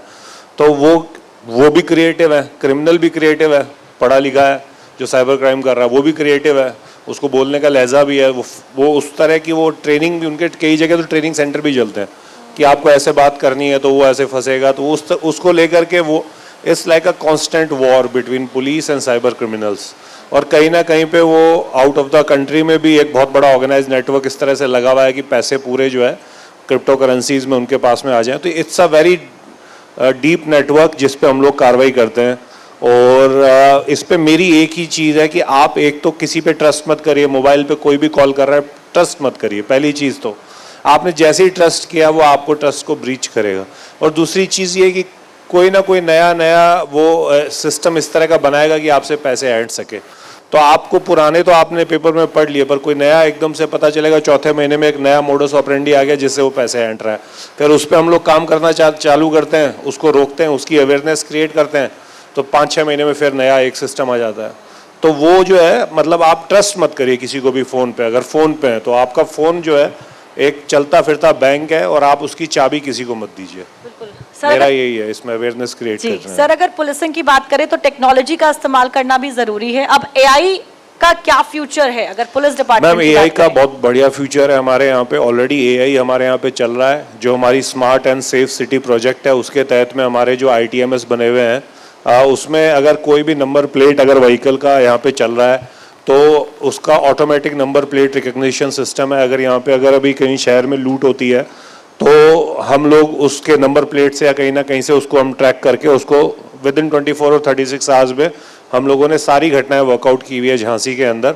तो जो सर्विलांस फर्स्ट स्टेज में 80s 90s में आपने मूवीज भी देखी होगी कि सर्विलांस के थ्रू बड़े बड़े अपराधी पकड़े गए, तो वो फर्स्ट फेज था पुलिस के वर्क करने का। सेकंड फेज सीसीटीवी कैमरा है। अभी तकरीबन हमारी जो पूरी झांसी रेंज है उसके अंदर 60,000 के करीब सीसीटीवी कैमरास का हमारा नेटवर्क है। और जितनी भी घटनाएं हुई है मैं मतलब ओपनली बोलता हूँ 90% या 95% हमने जो है सीसीटीवी की बैक ट्रैकिंग करके उस घटनाओं को वर्कआउट किया है। तो ये एआई जो है बहुत इंपॉर्टेंट है और डेटा का एनालिसिस में भी बहुत इंपॉर्टेंट है। और हमारे को निर्णय हम क्या डिसीजन लें तो डेटा बेस्ड जो प्रिडिक्टिव पुलिसिंग होती है, हॉटस्पॉट कहाँ कहाँ होने चाहिए, कहाँ शाम को क्राइम होता है, दोपहर में कहाँ क्राइम होता है, तो पेट्रोलिंग उसी हिसाब से होती है। ये सब एआई ड्रिवन आगे भविष्य में होने वाली है। हम ऑलरेडी कर भी रहे हैं इसको। सर अगर झांसी की बात करें, झांसी मंडल के तीनों जिलों की, झांसी, जालौन और ललितपुर, तीनों ही मध्य प्रदेश बॉर्डर से लगे हुए हैं। अब ऐसे में इन तीनों जिलों में अपराध को रोकने में कितनी जो मुश्किलें हैं वो आती हैं, चैलेंजेस क्या होते हैं? मैम चैलेंजेस सबसे पहले आते हैं क्रिमिनल प्रोफाइलिंग के। जैसे हमारे रेंज में जितने भी क्रिमिनल हैं, लूट के, डकैती के और चोरी के, तो वो हमने प्रोफाइलिंग करके रखी हुई है। उसके लिए यक्ष ऐप पे ऑलरेडी है। हम जा कर के उनके घर पे हम लोग चेक भी करवाते हैं कि उनकी अभी एट प्रेजेंट लोकेशन कहाँ है, जेल में है, घर में अगर रह रहे हैं तो क्या कर रहे हैं, और अगर बाहर कहीं गायब हैं तो वो गायब हमारे लिए बहुत इंपॉर्टेंट होते हैं। परंतु सेम मॉनिटरिंग जो हम अपनी रेंज में अपने अपराधियों की कर पाते हैं, वो मॉनिटरिंग मध्य प्रदेश में अपराधियों की हम लोग नहीं कर पाते, क्योंकि हम लोग नहीं जा करके उसको, तो हम लोग क्या यहाँ से लेटर भेजते हैं। और हमारे यहाँ पे जितनी भी ज़्यादातर नकबजनी या रात को जो डकैती या लूट पहले कभी भी होती थी, तो उसमें खास करके जो कुछ क्रिमिनल ट्राइब्स हैं मध्य प्रदेश के अंदर, रीवा के अंदर, शिवपुरी के अंदर, तो उन क्रिमिनल ट्राइब्स के एलिमेंट ज़्यादा आकर के घटनाएं करते हैं। तो अभी हम लोगों ने यहाँ पे चेक पॉइंट्स भी बनाए और खास करके मध्य प्रदेश वाली जो रेलवे स्टेशन है हमारे और रूट्स हैं उस पर सीसीटीवी कैमरा भी इंस्टॉल किए हैं। सर जब हम झांसी मंडल की बात करते हैं तो ज़्यादातर जो क्षेत्र हैं वो ग्रामीण ही हैं। अब इन गाँव में जो अपराध होते हैं, उन अपराधों को लेकर लोगों को कैसे जागरूक किया जाए और अपराध होने के बाद लोग कैसे पुलिस तक पहुँचे, ये पूरा एक सिस्टम है, इसको कैसे डील करते हैं? मैम जन सुनवाई बहुत इंपॉर्टेंट पार्ट है पुलिस का। हम हर चीज़ दूसरे को देखते हैं कि जैसे दो चीज़ें मेरे लिए बहुत इंपॉर्टेंट है जो जिससे एक आम आदमी सफ़र करता है। हर किसी के घर में चोरी नहीं होती है पर डे। पूरे जनपद में अगर आप देखेंगे तो 1 या 2 घर में चोरी हो रहे हैं। घर यहाँ पे कई लाखों हैं, तो हर आदमी तो रोज़ प्रभावित नहीं हो रहा या रोज़ पुलिस के पास नहीं जा रहा। वो किससे प्रभावित हो रहा है? हर आदमी जो सड़क पे ट्रैफिक पे चल रहा है। तो एक तो ट्रैफिक का इम्प्रूवमेंट बहुत इंपॉर्टेंट है, क्योंकि हर आदमी को हम लोग उसमें राहत दे सकते हैं। दूसरी चीज़ जन सुनवाई। अगर वो जाए तो उसकी बात को प्रॉपरली सुन ले, इज्जत के साथ सुन ले और उसकी जो समस्या उसको नोट कर ले और उस पर कार्रवाई कर ले। तो ये जन सुनवाई जो है ये बहुत इंपॉर्टेंट है। उसके लिए हमारे ऑलरेडी शासन के अंदर IGRS का पोर्टल है। हमने मतलब ऐसी व्यवस्था अब करी हुई है कि आपको इवन थाने पे भी जाने की जरूरत नहीं है। आपको FIR भी करानी है तो आपकी E-FIR भी हो जाएगी। आपको थाने पे जाने की ज़रूरत ही नहीं है। And that will be monitored by us and that will be monitored by शासन। शासन भी मॉनिटरिंग करेगा उसकी। तो इनफैक्ट अब वो जो एक फिजिकल कंपल्शन था कि मैं एटलीस्ट थाने पे जाऊंगा तब मुझे फेस टू फेस मैं अपनी बात को रखूंगा, फिर वो रजिस्ट्रेशन होगा, तो अब वो कंपल्शन को तोड़ा गया है। मतलब अगर आप अपने को कंप्लेंट करनी है तो आजकल सबको पता है IGRS पे आप बैठ करके अपने फ़ोन से भी कंप्लेंट कर सकते हो। तो और वो IGRS की मॉनिटरिंग जो है वो DGP लेवल पे, शासन लेवल पे भी होती है। उसकी टाइम भी लाइन फिक्स है कि इतने टाइम के अंदर ही उसकी होनी है। अगर आप उससे असंतुष्ट हैं तो आप अपना असंतुष्टि का फीडबैक भी दे सकते हो कि मैं इस पुलिस की जान से संतुष्ट नहीं हूँ। तो वो असंतुष्टि फीडबैक आएगा तो हमारे को वो C में प्रकरण में आ जाता है, तो जनपद की रैंकिंग नीचे हो जाएगी असंतुष्टि फीडबैक से। तो जब जनपद की रैंकिंग नीचे हो जाएगी तो उस SP को पकड़ा जाएगा कि आपके यहाँ पे। तो it's a very systematic technology का यूज़ करते हुए और पब्लिक को एक तरह से मतलब सपोर्ट करने का हमारा पूरा इकोसिस्टम बना हुआ है। सर अगर किसी SHO के पास 300-400 जो मामले हैं वो लंबित हैं, तो इसमें जिम्मेदारी किसकी है? क्या व्यक्ति की है या फिर सिस्टम की? नहीं, जिम्मेवारी सिस्टम की भी है, जिम्मेवारी अधिकारियों की भी है और जिम्मेवारी SHO की भी है। अब कई बार ये होता है कि हमारे यहाँ पे जो सबसे इम्पोर्टेंट चौकी है उसी में क्राइम भी हो रहा है और उसी में उसको इन्वेस्टिगेशन भी करना है, और उसी में लॉ एंड ऑर्डर भी हो रहा है, उसमें जुलूस भी निकल रहे हैं, उसी में वीआईपी मूवमेंट भी हो रहा है, और सबसे इम्पोर्टेंट चौकी वो है। तो और वो इसी को सबसे ज़्यादा विवेचना दी हुई है। तो अब वो या तो सुबह से 8 बजे से लेकर के रात के 8 बजे तक कचहरी ड्यूटी भी देख रहा है, लॉ एंड ऑर्डर भी देख रहा है, और फिर रात को 8 बजे से बैठ करके और 12 या 1 बजे तक विवेचना लिख रहा है। तो वो he is not super human, वो ह्यूमन ही है, वो सुपरमैन नहीं है। तो हम उसको ये कर सकते हैं कि उसकी विवेचनाएं हम लोग ट्रांसफ़र करके किसी ऐसे व्यक्ति को दें जिसके पास में रिलेटिवली कम काम है। तो it's all about man management, it's all about delegation of work. आप अपने कार्य को किस प्रकार बांटते हैं। तो अगर ये हो तो ये इतना बड़ा चैलेंज नहीं है। ये अगर कहीं हो रहा है तो ये मिसमैनेजमेंट है ठीक है। अधिकारियों का, या कुछ उसको सर एक monitoring का और बड़ा mismanagement मुद्दा है मेंटल हेल्थ। मेंटल हेल्थ कितनी ज़रूरी है, खासतौर से जब हम पुलिस महकमे की बात करते हैं, और क्या इसको लेकर आप लोग भी कुछ ऐसा काम कर रहे हैं mental awareness, mental health awareness health को लेकर के हम लोगों ने लखनऊ में बहुत अच्छा काम किया था।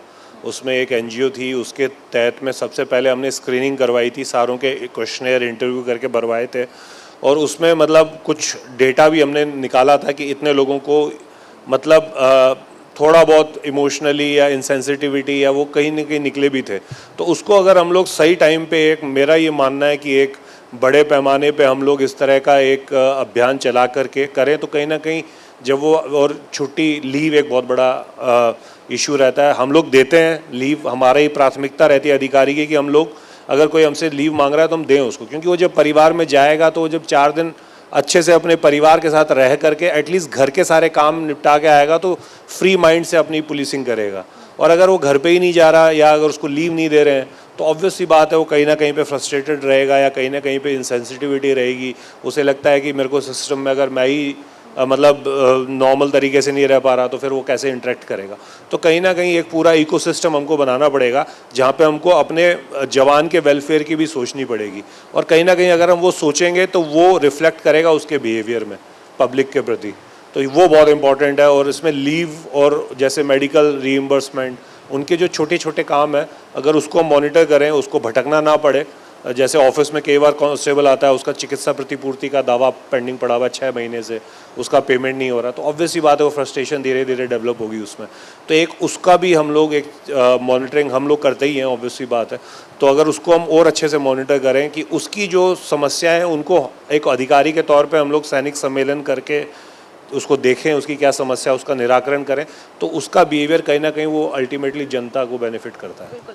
सर झांसी में अपराध को लेकर अभी भी बड़ी चुनौतियां क्या हैं? मैम अभी अपराध को लेके जो हमारे लिए बड़ी चुनौतियां हैं वो सबसे मेन तो साइबर क्राइम ही है। अभी जैसे झांसी के अंदर भी हम देखते हैं कि डेली कहीं ना कहीं पे साइबर क्राइम के रिपोर्ट्स आती है, और उसमें एक अवेयरनेस अभी हमको और चलाने की ज़रूरत है। और एक जो गोल्डन आवर का प्रिंसिपल है कि अगर 1 घंटे में आप रिपोर्ट करते हो तो आपका पैसा फ्रीज हो जाएगा, तो वो अभी झांसी के अंदर जैसे दिल्ली, लखनऊ सिटीज़ है जिसमें अर्बन एरिया ज़्यादा है, तो वो गोल्डन आवर को वो मेंटेन कर लेते हैं, तो उनकी जो फ्रीजिंग अमाउंट है वो या लियन जिसे बोलते हैं वो अच्छा परसेंटेज होता है। हमारे यहाँ पे अभी कम है। जैसे उसके साथ घटना हुई तो वो 3 दिन 4 दिन बाद बता रहा है, या वो जितना लेट होगा उतना ही उसका पैसा फिर बैंक में फ्रीज नहीं होगा। तो ये एक अवेयरनेस क्रिएट करना कि तत्काल उसको नोट करें, तो ये एक साइबर क्राइम हमारा लिए चैलेंज है। उसके बाद में एज सच यहाँ पे प्रॉपर्टी ऑफेंसेस इतने नहीं है, बॉडी ऑफेंसेस इतने नहीं है। ये रिलेटिवली ये वाला एरिया जो यूपी का ये थोड़ा सा कम क्रिमिनल बेल्ट वाला है। पहले एक डकैती का इशू 10 का रहता था, पर अब वो उसका उन्मूलन हो चुका है, वो पूरी तरह से सर क्या वो किसी और फॉर्म में यहाँ पर मौजूद है? नहीं नहीं, अभी नहीं, अभी नहीं है। जालौन में पहले जालौन में होता था, बट अभी नहीं है, क्योंकि कम्युनिकेशन इतना हो चुका है। हर एरिया को भी हम लोग ड्रोन से या किसी न किसी से उसको मॉनिटर कर सकते हैं। तो पहले जो एक दूरी होती थी या अप्रोच का इशू होता था डकैत में या दस्यु में, वो ऐसा अभी इशू नहीं है। तो अभी वो वाला फॉर्म ऑफ क्राइम जो है वो ख़त्म ही है एकदम ऑलमोस्ट। सर अवैध खनन, शराब और हथियारों की तस्करी जो है वो अभी भी झांसी मंडल के लिए एक बड़ी चुनौती बनी हुई है, इससे कैसे निपट रहे हैं? शराब की है, क्योंकि यहाँ पे एक क्रिमिनल ट्राइब्स हैं जो कि इस तरह का निष्कर्षण करते हैं। उस पर लगातार हम लोग जो है एक्साइज ऑफिसर्स के साथ मिलकर कार्रवाई भी कर रहे हैं और काफ़ी कार्रवाई भी हुई है। उसके अलावा अवैध खनन को लेकर के जो है काफ़ी मॉनिटरिंग हमारी होती है। इसमें जो है आपने देखा होगा अभी कई ड्रोन से भी यहाँ पे डीएम जो झांसी है उन्होंने ड्रोन के थ्रू निगरानी, और रात को भी जो है इंफ्रारेड IR कैमराज लगा करके, और जो जहाँ से वो निकलती है उसका एक ही रास्ता बनवाएंगे ताकि उसको हम लोग ढंग से मॉनिटर कर पाएँ। तो उस पर भी लगातार हम लोग कार्रवाई कर रहे हैं उसमें, ताकि रेवेन्यू लॉस ना हो गवर्नमेंट को। तो उसके लिए भी हम लोग निरंतर प्रयासरत हैं। सर, सोशल मीडिया का ज़माना है, बड़ी जल्दी जो वीडियोज़ हैं वो वायरल हो जाती हैं, आपकी भी हुई थी। ये पुलिसिंग के लिए अच्छी चीज़ है या फिर ये भी एक बड़ा चैलेंज है? मैम, चैलेंज है। सोशल मीडिया हमारे लिए बहुत बड़ा चैलेंज है, क्योंकि सोशल मीडिया में आपने देखा होगा कई जगह पे रॉयट की सिचुएशन भी सोशल मीडिया से आ जाती है। जैसे कोई कहीं की लड़ाई होगी, किसी ने वीडियो डाल दिया, और अगर वो इंटरफेथ या इंटर कम्युनिटी का मामला है तो उसमें तुरंत जो है वो वायरल हो जाएगा। वायरल हो गया तो इमोशंस सरचार्ज हो जाएंगे। फिर हमारे को आपने देखा होगा, सबसे पहले कोई भी बहुत बड़ी सिचुएशन होती है, सबसे पहले इंटरनेट बंद करते हैं। तो इंटरनेट क्यों बंद करते हैं? सोशल मीडिया के कारण, क्योंकि उनको पता है कि एक वीडियो भी वायरल हो गया और ऑलरेडी जो इमोशनली पब्लिक इतना चार्ज है, तो उसके बाद एक वीडियो और आ गया कोई इस तरह का, तो उसके बाद क्या होगा? सड़क पे लोग उतरेंगे और फिर कार्रवाई करेंगे। तो इसीलिए सबसे पहले आपने देखा होगा, अगर कोई बहुत बड़ा लॉ एंड ऑर्डर सिचुएशन किसी भी एरिया में आता है तो सबसे पहली प्राथमिकता होती है कि हम लोग इंटरनेट को बंद कर दें, क्योंकि वो स्प्रेड जिसे कहते हैं ना, र्यूमर मॉन्गरिंग और अफवाहों का बाजार गर्म होना, वो अब सब सोशल मीडिया से ही हो रहा है। तो सोशल मीडिया एक चैलेंज है बहुत बड़ा। उसके अलावा हम लोग हमारा खुद का प्रयास रहता है कि हम लोग डिजिटल वॉलंटियर्स बनाएं या डिजिटल वॉरियर बनाएं, जो हमारा मैसेज भी स्प्रेड करें। अगर कहीं पे अफवाहें फैल रही है तो उसको हम काउंटर भी करें कि भाई ये गलत है, ये सूचना गलत है, ये सूचना सही है। तो वो भी हमारा कार्य रहता है। अभी हमारे पास में AI का भी हम यूज़ करते हैं कि ऐसे कोई इम्पॉर्टेंट वर्ड्स हम लोग कैच कर लेते हैं अगर सोशल मीडिया पे होता है, जो जैसे कोई इस तरह का र्यूमर मॉन्गरिंग कर रहा है, तो उस पर फिर हम कार्रवाई करते हैं IT एक्ट के तहत में। तो सोशल मीडिया हमारे लिए बहुत बड़ा चैलेंज भी है और एक बहुत बड़ा हमारे लिए सपोर्ट भी है, अवेयरनेस क्रिएट करने का। पर चैलेंज है, इन केस अगर कोई लॉ एंड ऑर्डर सिचुएशन आती है तो उसको मॉनिटर करना भी हमारे लिए बहुत इंपॉर्टेंट है। बिल्कुल सर, हम लगातार मैकेनिज्म की बात कर रहे हैं। आप जिस तरीके से बता रहे हैं क्या क्या व्यवस्थाएं बनाई गई हैं, लोग वहाँ पर पहुँचते भी हैं, चाहे वो फ़ोन कॉल्स की बात की जाए, हेल्पलाइन नंबर्स की, थानों की बात की जाए, लेकिन अक्सर सुनने को मिलता है कि जो रिस्पॉन्स है वो उस तरीके से नहीं मिलता है। वो रिस्पॉन्स भी उतना ही क्विक हो, इसको लेकर आप एज IG क्या व्यवस्थाएं बना रहे हैं? मैम, हमारे यहाँ पे यही है, अभी मेन तो यही है कि जन सुनवाई प्रॉपरली हो थाने लेवल पे, और उसके बाद में जो है उसको पेशेंट हियरिंग दें। उसके लिए हेल्प डेस्क बने हुए हैं, खास करके जो महिलाओं के लिए जो है महिला हेल्प डेस्क हर थाने में बना हुआ है, उसकी मॉनिटरिंग हम हर महीने करते हैं। उसके अलावा जितने भी वर्चुअल प्लेटफॉर्म पे हमारे को एप्लीकेशंस मिलती है उसकी भी हम मॉनिटरिंग करते हैं, क्योंकि हमारा भी यही मकसद है कि एटलीस्ट आदमी को पुलिस स्टेशन जाना ही ना पड़े। वो वर्चुअली अगर वो अपनी कई कंप्लेंट्स जो होती है वो ज़्यादातर हर कंप्लेंट क्राइम में कन्वर्ट नहीं होती। कई कंप्लेंट्स होती है जो सिविल नेचर की भी होती है, जैसे आपस में ज़मीन का झगड़ा है, वो सिविल नेचर का, रेवेन्यू भी उसमें इन्वॉल्व है, तो उसमें मल्टीपल ऑर्गेनाइजेशंस इन्वॉल्व होती है। तो वो क्या करता है, अपनी वर्चुअल कंप्लेंट भी करता है, तो भी हम लोग उसको मॉनिटर करते हैं कि भाई उसको थाने पे जाने की नौबत ही ना पड़े। और असल में हमारा यही उद्देश्य है कि कोई भी व्यक्ति को थाने पे जाने की नौबत पड़े ही ना। वो इनफैक्ट अपनी FIR भी वर्चुअल करा सकता है, बट इन केस अगर वो थाने पे आता है तो उसको एक इकोसिस्टम हम लोग प्रोवाइड करें जहाँ वो एक निर्भीक और निर्भय होकर के जाए, और एटलीस्ट उसको ये रहे कि अगर मैं विक्टिम हूँ तो पुलिस मेरे साथ खड़ी है। तो ये इकोसिस्टम बनने में हम लोग प्रयास कर रहे हैं, और ये भी एक जिसे कहते हैं कि मतलब लॉन्ग ड्रॉन प्रोसेस है।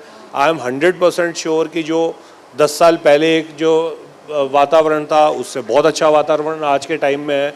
अकाउंटेबिलिटी पुलिस की बढ़ी है। पुलिस में पहले मोबाइल ने अकाउंटेबिलिटी बढ़ाई। अगर आज कोई पुलिस वाला बदतमीजी कर रहा है, एक प्रकरण जालौन में मेरे सामने आया था, एक SHO ने बदतमीजी की थी महिला के साथ में, महिला ने वीडियो बनाया था, उसको तत्काल प्रभाव से सस्पेंड किया गया, परिनिंदा, उसको मिसकंडक्ट दिया गया है। अगर वो मोबाइल नहीं होता तो फिर कौन देखने वाला था। तो आज जो पब्लिक है वो भी एम्पावर्ड है, उनके हर एक के हाथ में एक वीडियो कैमरा है। अगर कोई बदतमीजी कर रहा है तो आप बिल्कुल बनाइए, बना करके आप हमको दीजिए, हम 100% कार्रवाई करेंगे। और हम तो यही चाहते भी हैं कि एक इकोसिस्टम बना पाएं कि जिसमें हर आदमी निर्भीक होकर के अपनी बात रख सके। आकाश जी, बहुत बहुत धन्यवाद हमारे साथ बातचीत you, करने के लिए। बहुत बहुत धन्यवाद। जिले का जो जिला अधिकारी होता है वो उस जिले के प्रिंसिपल के तौर पर काम करता है। तो तालियों के साथ मंच पर मैं स्वागत करती हूँ यहाँ के प्रिंसिपल यानी जिला अधिकारी श्री गौरांग राठी जी का, और उन्हीं से यहाँ की प्रोग्रेस रिपोर्ट भी लेंगे।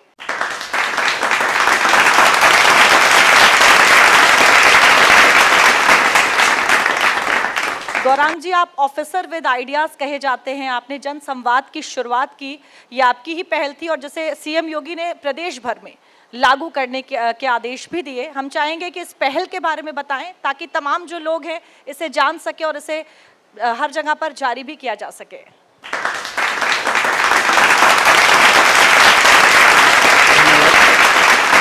सर्वप्रथम मैं सभी को नमस्कार करता हूं और सभी का अभिनंदन भी करता हूं। अभी हाल ही में माननीय मुख्यमंत्री जी द्वारा समीक्षा की गई और लगातार उनके निर्देश रहे हैं कि हम जन सुनवाई को और जो हमारे जो नागरिकगण हैं उनकी समस्याएं हैं उनका शीघ्रातिशीघ्र गुणवत्तापूर्वक निस्तारण करें। तो जन संवाद पहल है, ये उसी दिशा में एक कार्रवाई है जिसके 3 महत्वपूर्ण स्तंभ हैं। पहला है कि आज के इस तकनीकी युग में तकनीक का प्रयोग कर कर व्यक्ति के पास पहुंचना और उसके लिए उसकी सुनवाई सुलभ करना। तो इसमें हम अमूमन यह करते हैं कि जो पुराने केसेस हैं या ऐसे केसेस हैं जिनमें मल्टीपल डिपार्टमेंट इन्वॉल्व हैं, उनको सेलेक्ट करते हैं करीब 4 से 5 दिन पहले। उनसे संबंधित सभी पक्षों को, अधिकारियों को भी और जो उसमें वादी प्रतिवादी हैं उनको भी अवगत कराते हैं कि अमुक तारीख को अमुक समय इसकी सुनवाई की जाएगी। और फिर स्थल विशेष पर जो संबंधित अधिकारीगण होते हैं वो पहुंचते हैं, साथ में वादी प्रतिवादी भी। और जो सुनने वाले अधिकारी हैं, चाहे वो मेरे स्तर से हो, अपर जिलाधिकारी स्तर से हो, एसडीएम के स्तर से हो, जिस भी स्तर पे जो सुनवाई होनी है या सीडीओ साहब के स्तर से हो, तो वो अधिकारी वीसी के माध्यम से, वीडियो कॉन्फ्रेंसिंग के माध्यम से उस समस्या को सुनते हैं और उसका निवारण करते हैं। 2 बिंदु और हैं इसमें। जी बिल्कुल बिल्कुल सर। ये पहला स्तंभ था तकनीक का प्रयोग। दूसरा स्तंभ इसका जन संवाद अभियान हम लोग दिवस मनाते हैं, जिसमें हर गुरुवार को जो असंतुष्ट हमारे नागरिक हैं उनको विशेषकर फ़ोन करके हम लोग उनकी सुलभता के अनुसार उनको आग्रह करते हैं आने का, और उनसे संबंधित भी सभी बिंदुओं को हम लोग पहले से तैयार रखते हैं और उसकी भी सुनवाई सुनिश्चित की जाती है। ये डेडिकेटेडली असंतुष्ट फीडबैक के लिए है। और जन संवाद पटल हमने बनाए हैं जिसमें व्यक्ति विशेष अपनी समस्या बता सकता है, उनकी समस्याओं को नोट करा जाता है, उनकी कंप्लेंट फॉर्मली ड्राफ्ट की जाती है, उनको जो पूर्व में रिपोर्ट आई है उससे अवगत कराया जाता है, और साथ में वो सभी जितने पटल सहायक हैं वो फ़ोन करके फीडबैक भी लेते हैं। तो इससे सुलभता होती है। कोई भी व्यक्ति किसी ऑफिस पहुंच रहा है तो उसको जानकारी रहती है कि मुझे कहाँ जाना है और किस प्रकार से अपनी समस्या का मैं समुचित निस्तारण किस द्वार से पा सकता हूँ। तो इस समग्र रूप से ये 3 चीज़ों का समावेश जनसंवाद अभियान में है। सर, आपका जन सुनवाई पर बड़ा जोर है। आपसे ही जानना चाहूँगी कि झांसी में ऐसे कौन से विभाग हैं जहाँ से ज़्यादातर जो शिकायतें हैं वो आती हैं और फिर उसके बाद उसका निस्तारण कैसे किया जाता है? अगर जनपद झांसी की बात करें तो जैसे मई माह में करीब 11,500 शिकायतें विभिन्न विभागों की प्राप्त हुई। इसमें प्रमुखता से राजस्व विभाग है, करीब 2,2500 से 2,500। इसमें राजस्व और पुलिस की मिलीजुली शिकायतें आती हैं, कई बार कुछ राजस्व की भी होती हैं प्योरली। झांसी बुंदेलखंड का प्रमुख ज़िला है तो यहाँ पे जल संबंधित शिकायतें भी रहती हैं, करीब 2 से 2,500 ऐसी शिकायतें होती हैं। और इसी प्रकार से सप्लाई इत्यादि अन्य विभागों की भी शिकायतें रहती हैं। अब इन शिकायतों को शासन के माध्यम से ही, अब एआई के माध्यम से हम लोग इनको इवैल्यूएट कर रहे हैं। इस शिकायत का मुख्य उद्देश्य क्या है, उसके निवारण के लिए जो पहले से रिपोर्ट लगी है उसमें क्या वो उद्देश्य को सेटिस्फाई कर रहा है कि नहीं, और एआई का प्रयोग करके उसकी औचित्य वो कितना सार्थक है, कितना सारगर्भित है, जो उसका सोल्यूशन अभी दिया गया है उसको इवैल्यूएट करते हैं। और जहाँ हम पाते हैं कि 15 अंकों का वो इवैल्यूएशन है, अगर 9 से कम अंक प्राप्त होते हैं उसमें, तो हम लोग उसमें पुनः उसको पुनर्जीवित करते हैं, कार्रवाई करते हैं। जहाँ पर उसमें अंक 9 से 12 के बीच में है, उसमें कुछ एक स्कोप रह गया होता है उसमें और बेहतर करने का, वो भी हम लोग सुनिश्चित करते हैं कि वो उसको ठीक किया जाए और वो चीज़ें इम्प्रूव की जाएँ। तो एआई का प्रयोग करके, वीडियो कॉन्फ्रेंसिंग का प्रयोग करके और जनसंवाद अभियान का प्रयोग करके हम लोग जनसंवाद और जन सुनवाई को और सार्थक और व्यक्ति के करीब लाने की कोशिश लगातार कर रहे हैं। बुंदेलखंड का नाम दिमाग में आता है तो जो जल का संकट है वो सबसे पहले वो चीज़ याद आती है। हालांकि जल संरक्षण को लेकर यहाँ पर काफ़ी काम भी किया गया और 3 मीटर भूजल स्तर भी बढ़ा हुआ है। अगला सवाल इसी से जुड़ा हुआ है कि जल आपूर्ति को लेकर क्या काम यहाँ पर किए जा रहे हैं? आपने बिल्कुल सही कहा कि बुंदेलखंड की धरती में जल संरक्षण, जल आपूर्ति ये बहुत महत्वपूर्ण विषय है। जहाँ एक तरफ विभिन्न सीजनल और पेरेनियल नदियाँ इस क्षेत्र से बहती हैं, भले हम वहाँ पर एक सच्चाई ये भी है कि पठार रीजन होने के कारण जो वाटर लेवल है वो अमूमन बाकी क्षेत्रों के कंपैरिजन में उत्तर प्रदेश के नीचे है। ऐसे में दोनों ही चीज़ों का समावेश करके कार्य योजना पे कार्य किया जा रहा है, जहाँ पे जल आपूर्ति ग्रामीण क्षेत्र में भी और नगरीय क्षेत्र में उपलब्ध कराई जा रही है, और साथ साथ जल संरक्षण पे भी कार्य किया जा रहा है। मैं दोनों पहलुओं के बारे में आपको बताऊंगा। जहाँ तक जल संरक्षण की बात करें तो इसमें माइक्रो और मैक्रो लेवल दोनों प्रकार के कार्य हो रहे हैं। मैक्रो लेवल की बात करें तो जो नदियों का कैचमेंट एरिया है उनको कैसे प्रोटेक्ट करना है, उसका वाटरशेड मैनेजमेंट कैसे करना है, इस पर विभिन्न स्तर पे कार्य हुए हैं। उसका सिंपल सा उदाहरण है कि अभी हम जैसे पहुंच नदी है जो करीब शहर में भी 20 mld पानी का स्रोत है, अगर झांसी शहर की बात करें तो उसके पुनर्जीवन के लिए वृहद रूप से कार्रवाई हो रही है, और उसमें जल निगम, नगर निगम और ज़िला प्रशासन मिलकर उसको पुनर्जीवित करने के लिए लगातार कार्रवाई कर रहा है। इसी प्रकार से हमारी और भी नदियां हैं, बेतवा मेजर नदी है, तो यहाँ पर जल प्रवाह और जल स्रोत कंजर्व्ड रहे, और जो ऐसे वाटरशेड में उनके जल स्रोत हैं, चाहे छोटे नाले हों, नालियाँ हों, जिनसे उनका जल प्रवाह फिल्टर होके वहाँ पे नदी में ऐड हो, इस पर मैक्रो रूप से कार्य हो रहा है। माइक्रो जो कार्य हैं उसमें वाटर कंजर्वेशन के छोटे छोटे कार्य हैं, जिसका सबका एडिड इफेक्ट हमको देखने को मिलता है, चाहे वो रेन वाटर हार्वेस्टिंग हो, चाहे रूफ टॉप कंजर्वेशन हो, चाहे फिल्टर मीडिया के माध्यम से ग्रे वाटर कंजर्वेशन हो, स्प्रिंकलर इरिगेशन का बेहतर यूज़। तो ऐसे लगातार करीब 10 से 15 डिफरेंट टाइप के इंटरवेंशन है, जिनसे हमारे पूरे क्षेत्र में अगर बात करें तो करीब 1 मीटर का, झांसी का जनरल बात करें तो इम्प्रूवमेंट हुआ है वाटर लेवल का, और 4 ब्लॉक जहाँ पे एकरी सैट के माध्यम से कार्य हुआ है विशेषकर, उनमें करीब 32 से 48 करोड़ की लागत से कार्य हुआ है। उसमें भी इसी प्रकार से चेक डैम, कुएँ, नलकूप आदि का डेवलपमेंट हुआ है, तो वहाँ पे करीब 3 मीटर का सुधार हुआ है। तो हम माइक्रो और मैक्रो दोनों प्रकार के अभियानों को साथ में लेके वाटर कंजर्वेशन पे काम कर रहे हैं। तो ये बात वाटर कंजर्वेशन की थी। जल उपलब्धता एक बहुत महत्वपूर्ण विषय रहा है। ग्रामीण क्षेत्र में हम जानते हैं कि पूरे देश में जल जीवन मिशन के अंतर्गत कार्य हो रहा है। झांसी में भी लगभग 90% कार्य पूर्ण हो चुका है। हमारी 10 परियोजनाएं थी, 7 पूर्ण हो चुकी हैं। 3 में भी 75 से 90% के बीच में कार्य हो चुका है, और हम लोग को करीब 2 लाख से ज़्यादा घरों को संतृप्त करना था। हम 1.5 लाख से ऊपर घरों को संतृप्त कर चुके हैं। टेस्टिंग हो चुकी है, एक लैब के माध्यम से वाटर टेस्ट होता है और अच्छी क्वालिटी का जो जल है वो इन घरों में पहुंच रहा है। बचे हुए जो कार्य हैं वो भी दिसंबर 2026 तक पूर्ण हो जाएंगे, तो ग्रामीण क्षेत्र हमारा लगभग संतृप्त हो जाएगा। जहाँ तक शहरी क्षेत्र की बात है तो बहुत एक महत्वाकांक्षी योजना अमृत 2.0 के अंतर्गत स्टार्ट की गई थी, जहाँ पे 195 MLD जल जनपद को उपलब्ध कराया जाना है, जिसमें मेजॉरिटी जो जल है वो शहरी क्षेत्र में आएगा। हमारी करीब 130 MLD की रिक्वायरमेंट है। तो 2055 तक की हमारी जो नीड है उसको सेटिस्फाई करने के लिए माता टीला में ये परियोजना विकसित करी गई। ये अपने अंतिम चरण में है जो फेज़ 1 के, और शीघ्र ही हम पाएंगे कि दिसंबर के अंत तक भी जो जल शहर में प्राप्त होना चाहिए उत्तम क्वालिटी का, अगले 30 वर्षों के लिए जो इसमें बिल्ट इन कैपेसिटी है, इस प्रकार से हम लोगों को प्राप्त होगा। तो ग्रामीण और शहरी दोनों ही हमारी जो जल आपूर्ति का कभी कभी संकट आता है, उसका एक छोटा सा मैं आपको उदाहरण इस प्रकार से दे सकता हूँ कि करीब 1700 टैंकर जनपद में शहरी क्षेत्र में इस्तेमाल होते थे आज से 2 साल पहले तक। ये संख्या घट के करीब 1400 हुई, फिर 1100 हुई, और इस साल हम लोग मात्र 400 टैंकरों से ये काम चला पा रहे हैं, जो कि दिखा रहा है कि धीरे धीरे जल आपूर्ति में इम्प्रूवमेंट हुआ है, और बाकी इम्प्रूवमेंट दिसंबर तक पूर्ण हो जाएगा। झांसी की बात करें तो रक्षा, पर्यटन और इतिहास का बड़ा केंद्र रहा है झांसी, और इकोनॉमिक पावर के तौर पर इसे कैसे विकसित किया जा रहा है, इसको लेकर फ्यूचर गोल्स क्या हैं? महारानी लक्ष्मीबाई जी की ये धरती झांसी ऐतिहासिक दृष्टिकोण से भी और रक्षा के दृष्टिकोण से भी हमेशा से महत्वपूर्ण भूमि रही है, धरा रही है।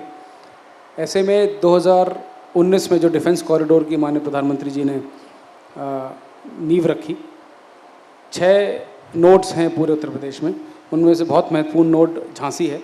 हम जानते हैं कि पहले से भी आर्मी की अच्छी खासी प्रेजेंस झांसी में है, तो ये डिफेंस दृष्टिकोण से एक महत्वपूर्ण कैंट, एक महत्वपूर्ण क्षेत्र हमेशा से रहा है। अब उसी सप्लाई को ऑगमेंट करने के लिए डिफेंस कॉरिडोर जो नोड 1 थी उसका लगभग कार्य पूर्ण हो गया है। 1 से 2 महीने में हमको वहाँ पे पहले प्रोजेक्ट जो भारत डायनेमिक्स लिमिटेड है, वो माननीय प्रधानमंत्री जी, माननीय मुख्यमंत्री जी के हाथों उसको लोकार्पित होते हुए हम देखेंगे, और करीब 44 इकाइयाँ बहुत जल्द ही 6 महीने से 8 महीने के बीच में हमको वहाँ पे स्थापित होती दिखेंगी, क्योंकि इनके MOU ऑलरेडी हो चुके हैं। पहले नोड में 1000 हेक्टेयर भूमि को अधिग्रहित किया गया था। मात्र 1000 एकड़ भूमि बची है जिसको आवंटित किया जाना है। तो इसकी हाई डिमांड देखते हुए डिफेंस नोड 2 भी अब शुरू हो गई है, उस पर भी कार्य शुरू हो गया और 700 हेक्टेयर भूमि उसमें भी क्रय करने का कार्य स्टार्ट हो गया है। तो हम लोग देख सकते हैं कि करीब 35,000 करोड़ का इन्वेस्टमेंट इसमें प्रपोज है और आगे भी इसमें इन्वेस्टमेंट आएगा। तो हमारे आर्थिक विकास के लिए, झांसी के लिए बहुत ही महत्वपूर्ण कड़ी ये साबित होगी, न केवल झांसी के लिए बल्कि पूरे बुंदेलखंड क्षेत्र के लिए, क्योंकि कम से कम 25 से 30 हज़ार इसमें प्रत्यक्ष रूप से एम्प्लॉयमेंट और इतना ही या इससे डबल अप्रत्यक्ष रूप से एम्प्लॉयमेंट भी इसको देखने को इससे जुड़ेगा है और इसके माध्यम से प्राप्त करेगा। तो ये डिफेंस और रक्षा और इकोनॉमी को जोड़ते हुए एक पहलू था। जहाँ पर्यटन और इतिहास की बात है तो उसमें भी लगातार कार्य हो रहा है। उदाहरण के तौर पे बरुआ सागर किले का एक हेरिटेज प्रॉपर्टी के रूप में डेवलपमेंट हो रहा है। हमारे शहर में रघुनाथ राय जी की हवेली थी, उसका भी एक बहुत सुंदर हाट और इकाई के रूप में डेवलपमेंट हो रहा है।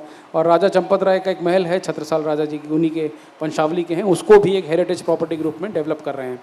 तो ये सारी हेरिटेज प्रॉपर्टीज़ डेवलप हो रही हैं। इसके अलावा और भी 5 स्टार और 7 स्टार होटल के करीब 1700 रूम के 850 करोड़ के प्रपोजल्स हैं झांसी के लिए।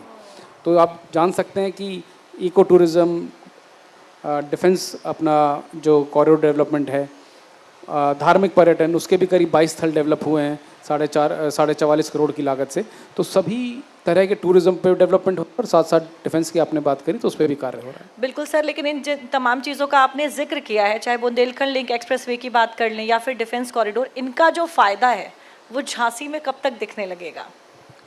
डिफेंस कॉरिडोर की टाइमलाइन के बारे में मैंने आपसे बताया कि अगले 2 महीने में पहला प्रोजेक्ट और अगले 8 से 12 महीने में हमको जो बाकी करीब 44 प्रोजेक्ट हैं वो धरातल पे दिखेंगे। जहाँ तक बीडा की बात करें, इसी प्रकार से बीडा के भी फर्स्ट क्लस्टर डेवलपमेंट 2 से 3 महीने में, और जिसमें डेटा सेंटर डेवलपमेंट होगा, उसमें एक डिफेंस इकाई का भी डेवलपमेंट है।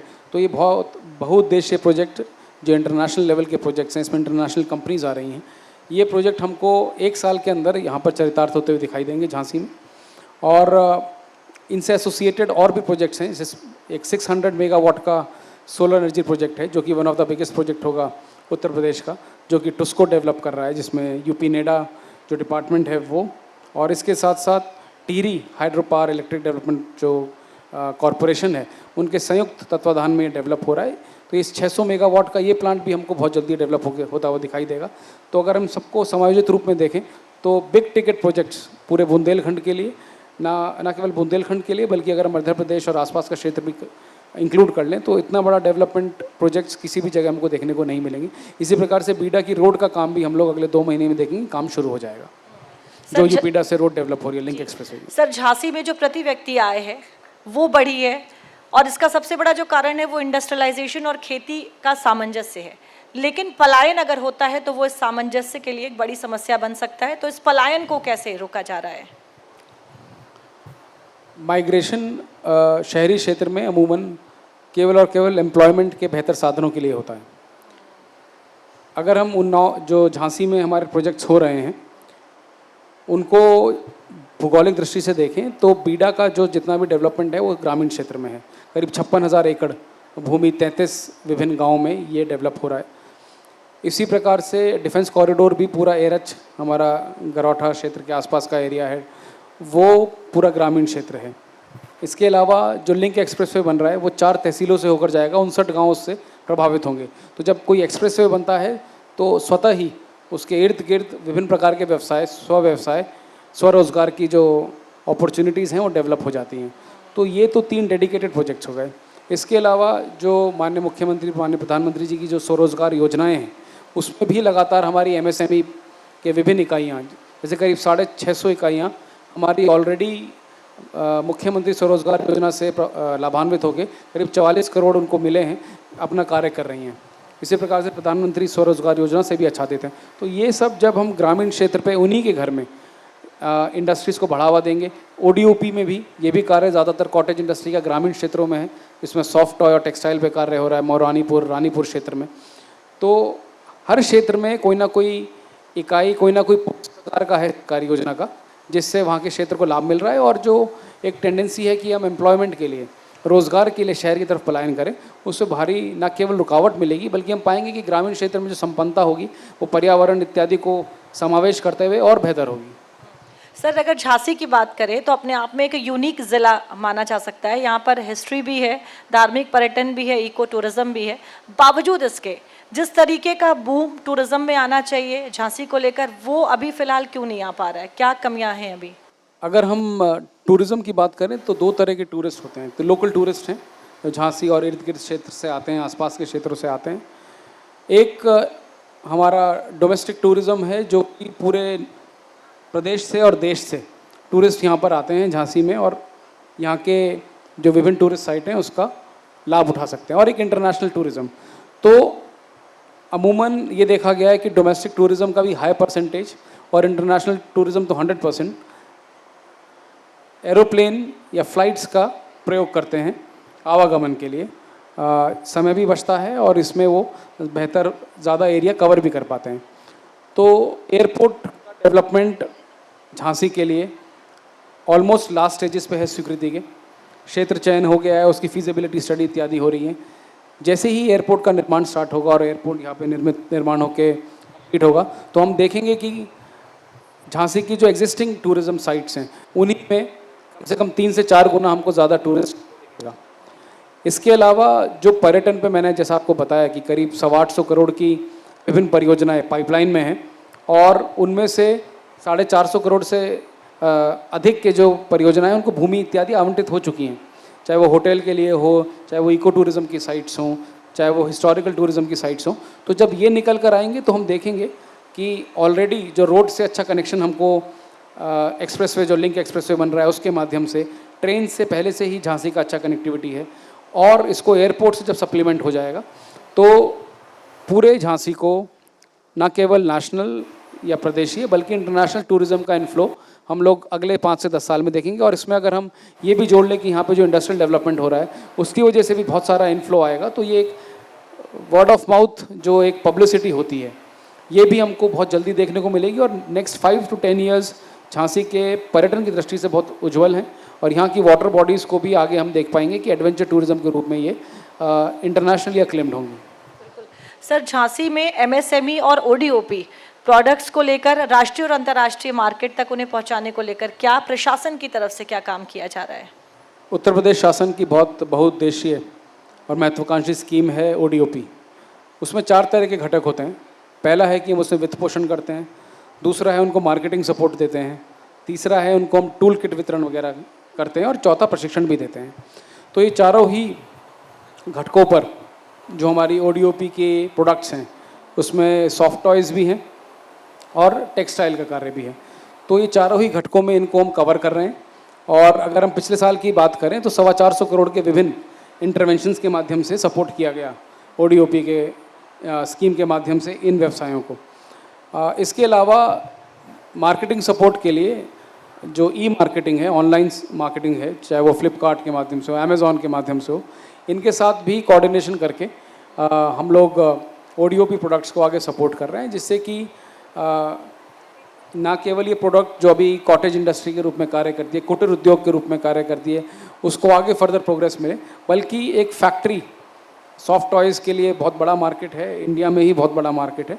तो हम लोग इसको एक होमोजेनाइज्ड मैकेनाइज्ड प्रोडक्शन के रूप तरफ भी हम लोग इसमें कार्य करने के लिए अग्रसर हैं। सर एक आखिरी सवाल कि बीडा को झांसी की अर्थव्यवस्था के लिए एक बड़ा गेम चेंजर माना गया है, आम लोगों तक इसका कितना फ़ायदा पहुंचा और आने वाले समय में इससे क्या फ़ायदे आम लोगों तक पहुंचेंगे? देखिए, बीडा एक ऐतिहासिक टाउनशिप, इंडस्ट्रियल टाउनशिप का डेवलपमेंट है।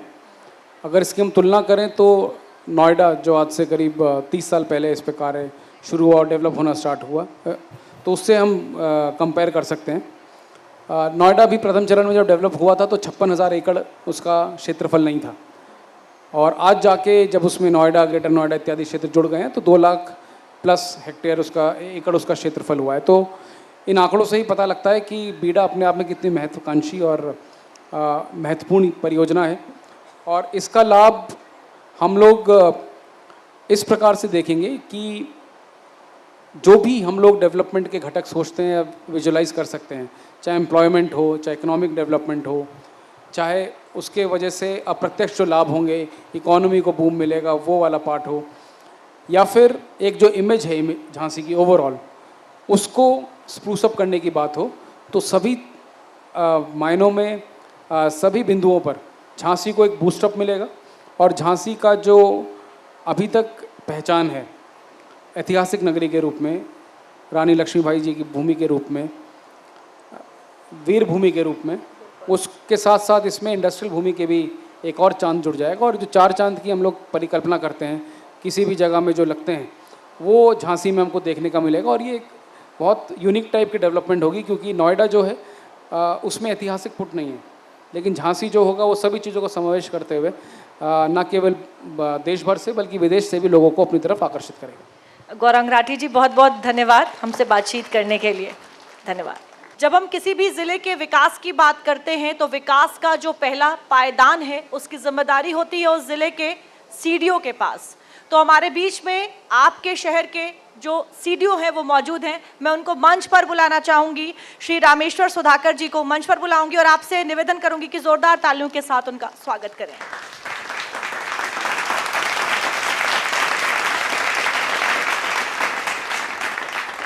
राजेश्वर जी, झांसी के ग्रामीण क्षेत्रों को लेकर आपकी 3 सबसे बड़ी जो प्राथमिकताएं हैं वो क्या हैं?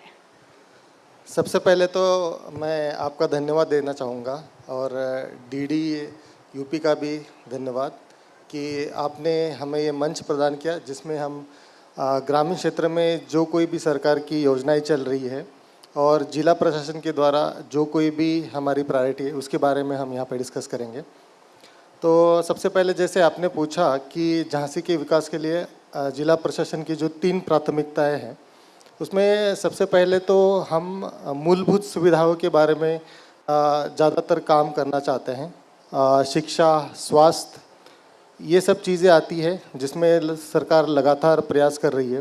देन दूसरी चीज़ जो है, जैसे हम यहाँ पे बुंदेलखंड में हैं तो यहाँ पे जल संकट, जल संरक्षण रिलेटेड भी काफ़ी काम करने का स्कोप है। और आप अभी ज्ञात भी होंगे कि इस साल अल नीनो आने का भी संकट है, तो पानी का प्रभाव भी थोड़ा कम रहेगा। तो उसमें भी हम अलग अलग एनजीओ के साथ अलग अलग योजनाओं का लाभ लेके उसमें भी काम कर रहे हैं। देन तीसरा जो चीज़ है कि झांसी का जो भविष्य होने वाला है वो काफ़ी सुंदर और उज्जवल में होगा। जैसा कि आपको ज्ञात होगा, यहाँ पे बीड़ा जैसा एक नया क्षेत्र डेवलप होने वाला है। देन एयरपोर्ट की भी बात चल रही है, डिफेंस कॉरिडोर पे है। तो जो यहाँ के स्टूडेंट्स होंगे तो या जो भी युवक हैं उनको स्किल किस तरीके से दिया जाए, तो ये सब 3 चीज़ें हमारे अभी प्रायोरिटी पे है। बिल्कुल सर, केंद्र और राज्य सरकार की योजनाएं गांव तक तो पहुंच रही हैं, लेकिन उनका वास्तविक लाभ जो है वो आखिरी व्यक्ति तक कैसे पहुंचे, इसे कैसे सुनिश्चित किया जा रहा है? ये काफ़ी अच्छा सवाल है मैम। जैसा कि अगर आप पिछले 15 साल का या राज्य सरकार के 9 साल देखें तो इसमें काफ़ी सुधार भी हुआ है। अलग अलग पोर्टल के माध्यम से भी ये सुनिश्चित किया जाता है कि जो योजना है वह अंतिम व्यक्ति तक की पहुंच भी रही है या नहीं पहुंच रही है। तो पोर्टल के माध्यम से भी शिकायत जो आती है तो उसका भी एक समयबद्ध तरीके से गुणवत्तापूर्वक हम निस्तारण करते हैं।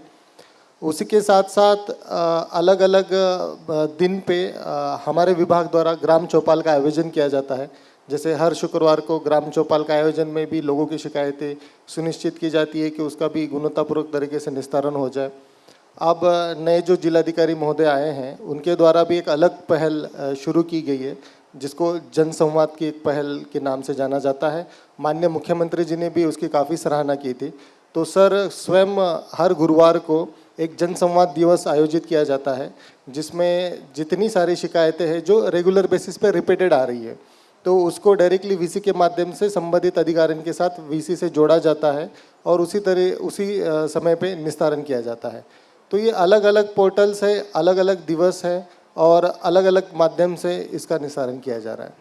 एक और बड़ी समस्या है कि जब आम आदमी, खासतौर से जो ग्रामीण लोग हैं, वो दफ्तरों में पहुंचते हैं, उन्हें पता ही नहीं होता कहाँ जाना है, किससे बात करनी है, या अपनी जो शिकायतें या दिक्कतें लेकर जाते हैं उसकी सुनवाई नहीं होती है। तो ये सारी जो चीज़ें हैं, इनसे किस तरीके से निपट रहे हैं आप लोग? मैम, इसमें ये है कि जैसे ये मैं भी यूपीएससी में आने से पहले मैं भी इस चीज़ को बहुत मतलब स्ट्रगल किया इस बारे में कि हमारे पास तो मतलब ऑनलाइन पोर्टल्स पे बहुत सारी सुविधाएं या फिर शिकायत किस तरीके से निस्तारण होगा इसके बारे में कहा जाता है, लेकिन जब हम उस बिल्डिंग में जाते हैं कि हमें पता नहीं होता कि मेरी शिकायत पर्टिकुलरली किस अधिकारी के पास जाने के बाद निस्तारण होगा। तो इसमें हमारे यहाँ पे एक अलग पहल की गई है जिससे लोगों को भी काफ़ी लाभ मिल रहा है। जैसे कि हमने यहाँ पे ये किया है कि विकास विभाग भवन में और जो कलेक्ट्रेट है वहाँ पे अलग अलग हेल्प डेस्क स्थापित किए हैं, ताकि अगर कोई भी शिकायतकर्ता आता है तो डायरेक्टली वहाँ पे हेल्प डेस्क पे जाके पहले पूछ ले कि मुझे किस अधिकारी से मिलना है और मेरी शिकायत का निस्तारण किस तरीके से हो जाएगा। तो ऐसे हमारे 6 डेस्क विकास भवन में हैं और लगभग 4 डेस्क जो है वो कलेक्ट्रेट में भी लगे हुए हैं। अब हमने इस डेस्क का चयन किस तरीके से किया, तो हमने पहले तो पूरे 1 साल का डाटा लिया, तो उसमें किस विभाग की शिकायतें सबसे ज़्यादा आती है वो किया। तो उसी पटल को हमने जो मतलब कर्मचारी है उसको प्रॉपर ट्रेन करके वहाँ पे रखा गया है। तो सबसे पहले तो वो जहाँ जाके अपनी शिकायत साझा कर सकता है और अधिकारियों के बारे में भी इंफॉर्मेशन ले सकता है। तो आगे जाके हम ऐसा प्लान कर रहे हैं कि बिकॉज बुंदेलखंड से झांसी इतना बड़ा जनपद है कि कहीं कहीं लोग तो 60-60, 70-70 किलोमीटर से ट्रैवल करके आते हैं, तो उनका लगभग 2-2.5 घंटा प्रतिदिन का चला जाता है। तो ये जो पहल है हम विकास खंड स्तर तक या तहसील लेवल तक ले जाने का प्रयास है। मैं चाहूँगी जहाँ भी आपको लगे तालियां ज़रूर बजाइएगा। आप ही के ज़िले की बात हो रही, आपके सीडीओ यहाँ पर बैठे हुए हैं हमारे साथ। सर, बीडा की बात करें, बुंदेलखंड इंडस्ट्रियल डेवलपमेंट अथॉरिटी, और साथ ही साथ डिफेंस कॉरिडोर, इसमें जो युवा हैं, ग्रामीण युवा हैं, उन्हें रोजगार से जोड़ने को लेकर क्या किया जा रहा है? मैं सबको बताना चाहूँगा कि आने वाला जो समय है वो झांसी के लिए काफ़ी अच्छा समय होने वाला है, भविष्य काफ़ी अच्छा है। जैसे अगर मैं थोड़ा सा बैकग्राउंड सेट करूं तो बीडा लगभग 56,000 एकड़ में एक टाउनशिप बन रही है। आप सभी ने नोएडा, ग्रेटर नोएडा के बारे में तो सुना ही होगा। उसको भी यहाँ तक का रूप लेने में लगभग 30-40 साल लगे थे। तो अगर हम उसी स्पेस पे भी मान ले तो ये काफ़ी उससे 2 गुना बड़ा क्षेत्र है। और डिफेंस कॉरिडोर में भी लगभग अभी 2nd फेज़ का भी काम चल रहा है। तो मैम, अगर हम स्टार्टिंग से देखा जाए कि जैसे अर्ली चाइल्ड एजुकेशन से लेके जो युवक होता है वहाँ तक क्या क्या काम हो रहा है, मैं उसके बारे में बताना चाहूँगा। सबसे पहले तो अर्ली चाइल्ड केयर एजुकेशन में हमने मॉडर्न टेक्नोलॉजी का इंटीग्रेशन किया है, जिससे बच्चों को एकदम जब वो स्कूल में जाता है तब से लेके टेक फ्रेंडली हो जाए। देन उसके बाद हमारे स्कूल्स में भी स्मार्ट क्लासेस के माध्यम से जितनी सारी अभी नई नई योजनाएं हैं या नई नई टेक्नोलॉजी है, फॉर एग्जांपल अभी बहुत सारे स्कूलों में हमने सुमन जैसे रोबोट्स डेवलप किए थे जो मात्र 3,000 के शुल्क पे उपलब्ध कराए गए थे और उसको फोर्ब्स ने भी प्रशंसा की है। उसके बाद जब माननीय मुख्यमंत्री जी भी आए थे तब भी उन्होंने मुद्दा उठाया था। तो आदरणीय सीओ बीडा जो है उनके द्वारा नोएडा में भी बात चल रही है। तो अभी प्राइमरी तौर पे हम कुछ बच्चों को या कुछ युवकों को वहाँ पे जाके ट्रेन कराएंगे और उसके बाद हमारा प्रयास ये भी है कि एक बड़े स्केल पे स्किल डेवलपमेंट सेंटर बीडा क्षेत्र में खुले। देन बहुत सारे विद्यालयों का सुदृढ़ीकरण हो गया है और यहाँ पे आने वाले समय में यहाँ के जनप्रतिनिधि की भी मांग होती है कि एक अच्छी यूनिवर्सिटी भी यहाँ पे खोलने का प्रयास जारी है। तो मैं मानता हूँ कि स्टार्टिंग से लेके एंड तक बहुत सारे प्रयास किए जा रहे हैं जिसके माध्यम से यहाँ के युवकों को अवश्य ही लाभ मिलेगा। सर, एसएसजी यानी सेल्फ हेल्प ग्रुप से जुड़ी जो महिलाएं हैं उनकी आय को बढ़ाने को लेके किस मॉडल पे काम किया जा रहा है? अगर हम स्वयं सहायता समूहों की जब बात करते हैं तब हमेशा हमें याद रखना चाहिए कि माननीय प्रधानमंत्री जी और माननीय मुख्यमंत्री जी द्वारा भी नारी शक्ति के बारे में हमेशा जिक्र किया जाता है। एक आधी आबादी है जिसका कंट्रीब्यूशन भी उतना ही होना चाहिए। तो अगर इसमें एक पेरिफेरल, एक ओवरऑल अगर लुक देखें हम कि पूरे जनपद में क्या हो रहा है, तो लगभग हमारे जनपद में 8,500 से ज़्यादा समूह हैं। उसमें लगभग अभी 1,20,000 से ज़्यादा महिलाएं जुड़ी हैं और अभी तक लगभग हम 20,000 महिलाओं को लखपति दीदी बनाने में भी हमें सफलता प्राप्त हुई है। अगर मैं इसमें बताना चाहूँ मैम, तो बुंदेलखंड में गौवंशों की काफ़ी मात्रा में है, काफ़ी सारी गौशाला भी है। तो सबसे पहले तो यहाँ पे गौशाला को एक आधार बिंदु बना के बहुत सारे ब्लॉक्स है जहाँ पे गोबर से पेंट भी बनाया जाता है। वो काफ़ी नेचुरल है और वो पेंट जो है एक तो नेचुरल होने के साथ साथ एक ठंडाक भी घर को प्रोवाइड करता है। देन कैटल फीड जो होता है वो देने के लिए भी कुछ समूह हमारे ऐसे हैं जो कैटल फीड का भी प्रोडक्शन करते हैं। देन पुष्टाहार को लेके हमारे 2 ऐसे समूह हैं, भोजला में और एक बड़ा गांव में है, तो वहाँ पे भी जो THR के प्लांट्स हैं वो स्वयं उनके द्वारा चलाए जाते हैं। देन यहाँ पे जब मैं आया था तब यहाँ का जो ट्रेडिशनल आर्ट है चितेरी आर्ट, तो उस पर हमने देखा तो वो काफ़ी अच्छा था। एंड देन यहाँ पे एक लेडी है प्रतीक्षा डोंगरे शायद उनका नाम है, तो उनके द्वारा भी काफ़ी अच्छा काम किया जा रहा है। माननीय सांसद जी द्वारा भी उनको काफ़ी प्रोत्साहन दिया गया, तो चितेरी आर्ट का गमछा का प्रोडक्शन अब यहाँ पे किया जा रहा है। तो हम चाहते हैं कि उसी को हम आगे जाके बड़े लेवल पे जो नॉर्थ ईस्ट में जिस तरीके से गमछे पहने जाते हैं तो उसका भी हम काम करेंगे। और उसके बाद ड्रोन दीदी का भी कंसेप्ट है यहाँ पे। तो ये बहुत सारी योजनाएं के माध्यम से हम समूह की महिलाओं को जोड़ रहे हैं और उनको आय वर्जित करने के लिए काम कर रहे हैं। बुंदेलखंड में भीषण गर्मी पड़ती है, इंसान तो अपनी व्यवस्था कर लेते हैं लेकिन पशु अपनी ये व्यवस्था नहीं कर पाते और पशुओं को बाहर छोड़ दिया जाता है। तो उन पशुओं के लिए क्या किया जा रहा है, क्या काम किए जा चुके हैं और आगे क्या सोचा जा रहा है उनको लेकर? जैसा कि मैम आपने सही कहा कि मनुष्य होने के नाते हम अपनी सुविधा तो कर लेते हैं, लेकिन एक पशु के बारे में जब हम सोचते हैं, पहले तो यहाँ पे बुंदेलखंड में अन्ना प्रथा थी, तो वहाँ पे गर्मी के समय पे मैम इन लोगों को पशुओं को बाहर छोड़ा जाता था, तो भीषण गर्मी होती थी तो वो अपने सर्वाइवल पे थे। बहुत सारी दिक्कतें भी आती थी, छूटा पशु की भी शिकायतें आती थी। सबसे पहले तो हमने ये किया कि जो टीन शेड्स थे उसमें काफ़ी गर्मी होने के कारण वो काफ़ी तप जाते हैं, तो हमने एक नवाचार के रूप में ये किया कि जो पुआल होता है, जो खरपतवार होता है, जो सूखा हुआ चारा, तो उसका एक लगभग आधे फीट का एक लेयर हमने तैयार किया और उसके अंदर छोटे छोटे स्प्रिंकलर्स डाल दिए ताकि 2 घंटे बाद 3 घंटे बाद उसमें पानी चला जाता रहे और एक नमी बनी रहे, जैसे कि हम अपने कूलर्स में करते हैं।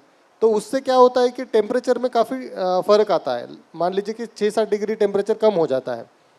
उसके बाद जो गौशाला बनी है हमारी, उसमें पहले यहाँ पे ताड़पत्री यूज़ की जाती थी जो हरे कलर की होती थी, लेकिन बाद में हमने ये किया कि जो जूट बैग्स होते हैं उसमें नमी बनी रहती है और प्रॉपर तरीके से हर एक गौशाला के जो गौसेवक हैं, तो प्रधानों को भी हमने VC के माध्यम से ट्रेन किया कि कितना फीट ऊपर छोड़ना है, कितना फीट नीचे छोड़ना है।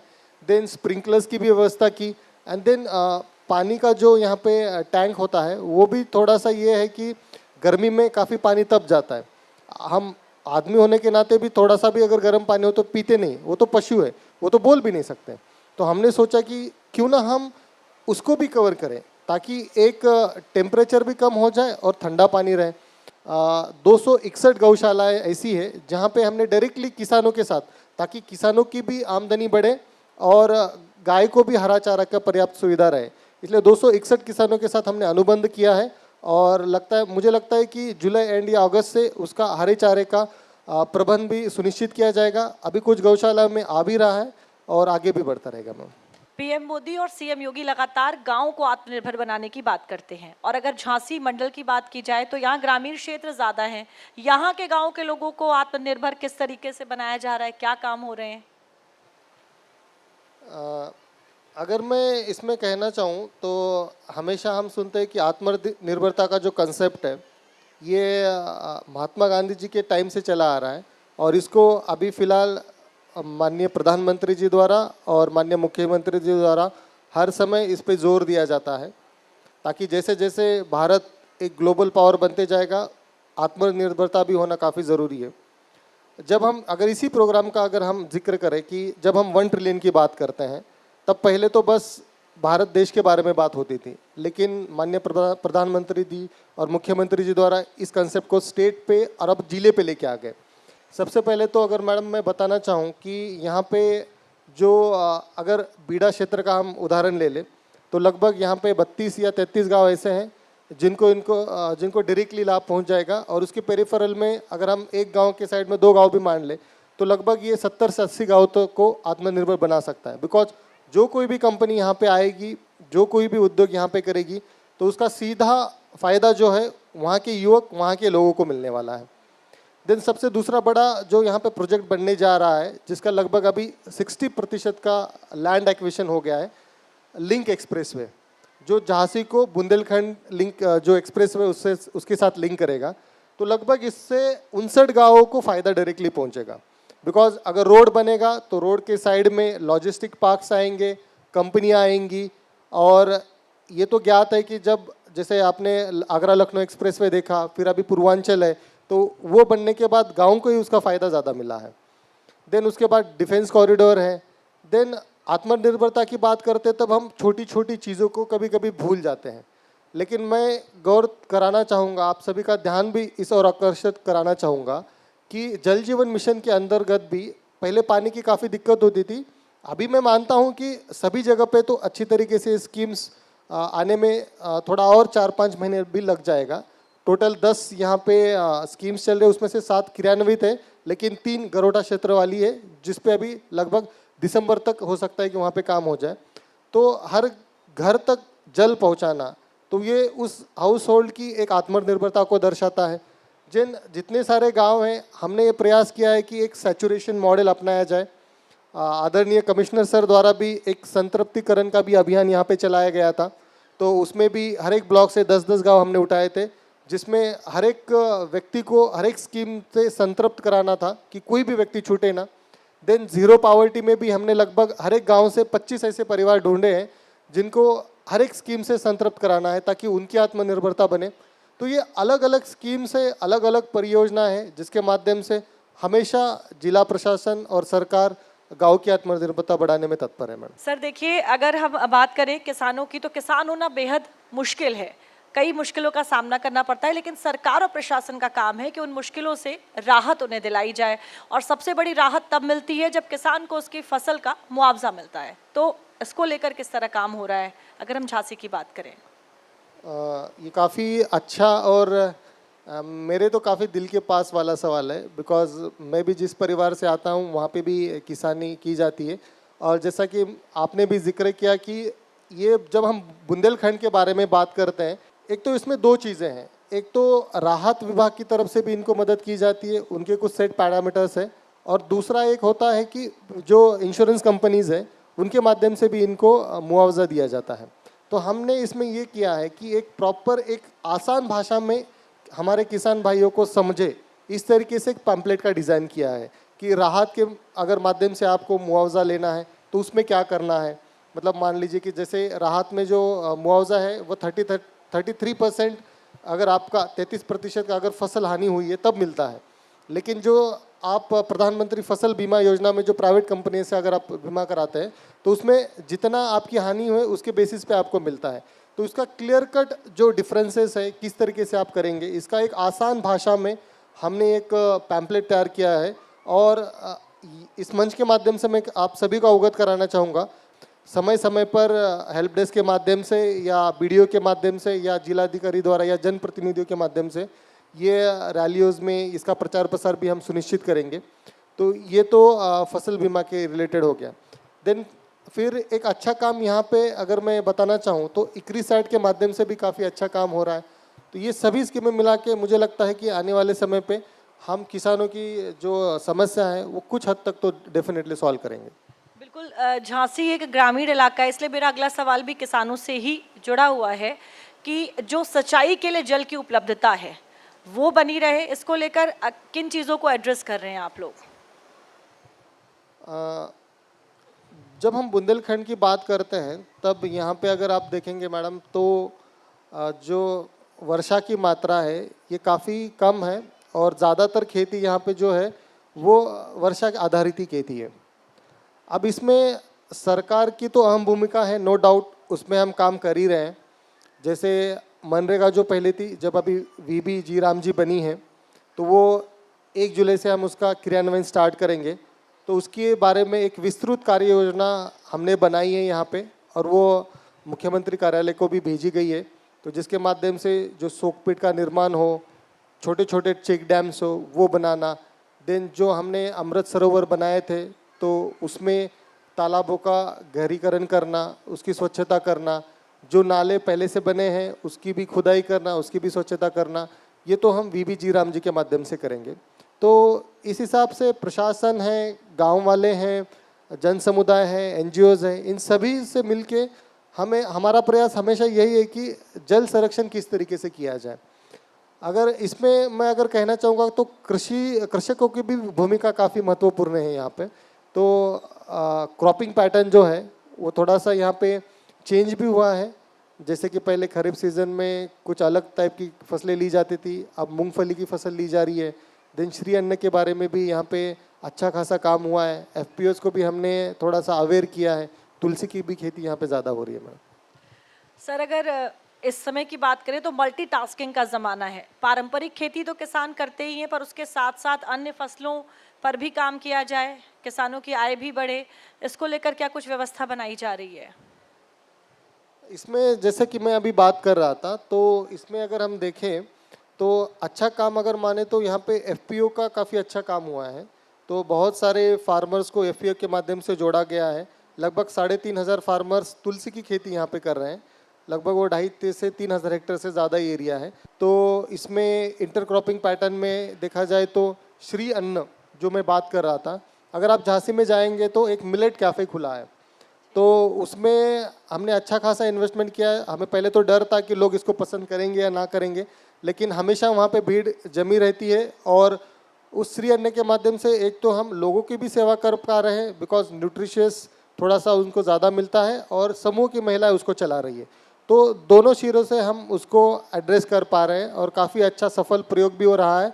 हम चाहते हैं कि इस तरीके के मॉडल और झांसी में खोले जाए और ब्लॉक लेवल पे भी इसको खोला जाना चाहिए। झांसी में पूरे प्रदेश में सबसे ज़्यादा मूंगफली का प्रोडक्शन किया जाता है और जिसकी एमएसपी भी सबसे ज़्यादा है।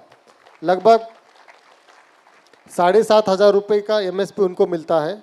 और हम अभी चाहते हैं कि जैसे रक्सा टाइप एरिया में अभी तो हमने मूंगफली का प्रोडक्शन किया है, लेकिन उनकी आय और अगर हमें बढ़ानी हो तो मात्र भारत सरकार या प्रदेश सरकार की ओर हम ज़्यादा डिपेंड नहीं रह सकते। हमें थोड़ा सा प्राइवेट सेक्टर को भी इसमें इन्वॉल्व करना पड़ेगा।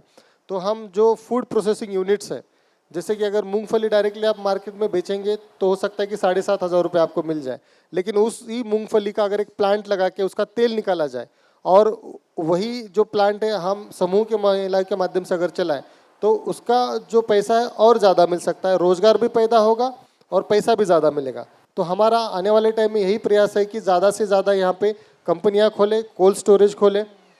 देन उसके बाद अगर किसानों की बात करें तो कुछ अवश्य ऐसे उदाहरण हैं जो आपने कहा कि मल्टीटास्किंग के बारे में। तो मल्टी क्रॉपिंग पैटर्न हो गया या अलग अलग तरीके की खेती करना, इसमें यहाँ पे एक काफ़ी फेमस एक लल्ला मॉडल भी है जो अवधेश सिंह प्रताप द्वारा विकसित किया गया है। केंद्र सरकार ने भी इसकी काफ़ी तारीफ़ की है और प्रमुख सचिव एसीएस सर सभी लोग आके यहाँ पे उनके खेत पे गए थे। मैं स्वयं खुद उनके खेत पे गया था। गौशाला आधारित वो खेती करते हैं। तो गौशाला का हर एक प्रोडक्ट वो किस तरीके से जैसे प्राकृतिक खेती हो जाए तो उससे के माध्यम से हम ये समझ सकते हैं कि रासायनिक खादों का वो उपयोग कम कर रहे हैं, तो उनकी प्रोडक्टिव भी काफ़ी अच्छी है। तो ये ऐसे रोल मॉडल्स है हमारे पास है। अगर हम इसको और मल्टीप्लाई कर पाए तो मुझे लगता है कि ये काफ़ी आसान हो सकता है। सर, ग्रामीण क्षेत्रों में शिक्षा के स्तर को बढ़ाना सीएम योगी की प्राथमिकता है। अब यहाँ पर इसको लेकर कैसे काम किया जा रहा है, क्योंकि एक शिक्षित युवक जो है वही आर्थिक तौर पर झांसी को मजबूत भी बना सकता है। करेक्ट, आपने एकदम सही कहा। और शिक्षा का महत्व और भी ज़्यादा बढ़ जाता है जब हम बीड़ा की बात करते हैं, डिफेंस कॉरिडोर की बात करते हैं। तो माननीय मुख्यमंत्री जी द्वारा हमेशा एक गुणवत्तापूर्वक और समायोजित शिक्षा के ऊपर काफ़ी भर दिया गया है। मैं आपको बताना चाहूँगा कि झांसी जनपद में जितने सारे हमारे 1150 के आसपास स्कूल्स हैं, सभी को मिशन कायाकल्प के अंतर्गत सभी पैरामीटर्स हमारे पूरे हैं। लगभग 9 कस्तूरबा गांधी विद्यालय भी है, वो भी अच्छी तरीके से चल रहे हैं, उसमें भी काफ़ी अच्छा काम हो रहा है। यहाँ पे एक अलग नवाचार भी किया जा रहा है कि जो हमारे मशरूम है, मशरूम भी खिलाया जाए बच्चों को, ताकि उनकी एक न्यूट्रिशियस फूड मिलने के साथ साथ उनकी शिक्षा में भी काम मतलब वृद्धि हो जाए। देन अगर हम देखें अगर शिक्षा की जब हम बात करते हैं तब जो डीआईओएस की जो जिम्मेदारी अहम होती है, जैसे प्रोजेक्ट अलंकार हो जाए, नवीन विद्यालय हो जाए, तो उसमें भी लगभग हमारे पास अभी पिछले 3 साल में 17 विद्यालय का उच्चरीकरण और नवीनीकरण हुआ था, लगभग 30 करोड़ की लागत से ये हुआ है। तो मैं समझता हूँ कि न्यूट्रिशन हो गया, इंफ्रास्ट्रक्चर हो गया, शिक्षा की गुणवत्ता के लिए स्मार्ट क्लासेस का यूज़ हो गया, फिर CSF जो सेंट्रल स्क्वायर फाउंडेशन है वो भी यहाँ पे काफ़ी अच्छा खासा काम करता है। तो इन सभी के माध्यम से हम ये सुनिश्चित ज़रूर कर रहे हैं कि शिक्षा का जो स्तर है, गुणवत्ता का स्तर, वो हमेशा अच्छा रहे, बढ़ता रहे और युवकों को इससे फ़ायदा मिले। सर, किसी भी सिस्टम की जवाबदेही तय होना ज़रूरी है। सड़क बन जाती है, टूट गई या उसमें गड्ढे हो गए, अब इसकी निगरानी कौन करता है और क्या अगर इस तरीके की चीज़ें सामने आती हैं तो फिर उसके बाद क्या, अगर सड़क ठीक से बनी ही नहीं है तो? डेफिनेटली इसमें ये तो कॉमन शिकायत आती रहती है, लेकिन जनपद स्तर से इसका निराकरण भी किया जा रहा है। अगर हम इस चीज़ को समझें तो प्रदेश सरकार के ऐसे कुछ पोर्टल्स हैं शिकायत करने के लिए। तो जैसे IGRS हो गया, CM हेल्पलाइन है, तो उसमें आप ऑनलाइन शिकायत कर सकते हैं। अगर हम खास करके जनपद लेवल पे बात करें तो हम इसमें पहला तो मुद्दा है कि जो जनता दर्शन हम करते हैं उसमें भी काफ़ी शिकायतें आती है। तो जैसे ही कोई शिकायत का संज्ञान लिया जाता है तब एक कमेटी हम स्थापित करते हैं, उसको 15 दिन का समय देते हैं। अब खास करके जब अपने गांव की बात करी, सड़कों की बात करी, तो इसमें DRDA विभाग जो है ग्रामीण अभियंत्रण के अंदर ज़्यादातर काम आते हैं और उसका मुखिया के रूप में CDO को ही नामित किया जाता है। तब हमने यहाँ पे एक इंश्योर किया था कि अगर कोई भी काम अगर बन रहा है गाँव में, अगर उसकी गुणवत्ता ठीक से नहीं है तो एक विशेष टीम द्वारा उसकी जांच की जाएगी। तो हमने ये सोचा कि कम से कम आप 3 इंडिपेंडेंट लोगों से भी पूछताछ करें कि ये जो काम हुआ है उसकी गुणवत्ता सही है नहीं है। तो ये तो हो गया कि जब निर्माण कार्य चल रहा है तब क्या हम स्टेप कर रहे हैं। उसके बाद अगर कोई शिकायत आती है, रोड खराब है, तो ये सुनिश्चित डेफिनेटली जिला स्तर से किया जाता है कि संबंधित कार्यदायी संस्था को तत्काल में वहाँ पे भेजा जाए और जो कोई भी काम में कमी रही है उसको तत्काल रूप से ठीक किया जाए। 7 दिन हो गए, 15 दिन हो गए और उसके बाद एक नई रिपोर्ट लगाई जाए, नए फोटोग्राफ्स, वीडियोस के माध्यम से। और इसमें हमने देखा है कि मैं स्वयं 2-3 जगह पे गया था, मुझे शिकायत आई थी, तो हमने ये सुनिश्चित किया है कि जाने के बाद 7 दिन का जब आप समय देते हैं, गुणवत्ता की जांच करते हैं, तो काफ़ी सुधार आता है उसमें। रामेश्वर सुधाकर जी, बहुत बहुत धन्यवाद हमारे साथ जुड़ने के लिए, बातचीत करने के लिए। Thank you madam. किसी भी ज़िले का विकास तभी बेहतर तरीके से संभव है जब वहाँ के जो लोग हैं वो स्वस्थ हों, जो स्वास्थ्य व्यवस्थाएं हैं वो ज़िले की दुरुस्त हों। और झांसी की स्वास्थ्य व्यवस्थाएं कितनी दुरुस्त है वो यहीं के CMO से जानेंगे। तो हमारे बीच इस समय झांसी के CMO श्री शिशिर पुरी जी मौजूद हैं। मैं चाहूँगी वो मंच पर आएँ और ज़ोरदार तालियों के साथ उनका स्वागत करें आप सभी।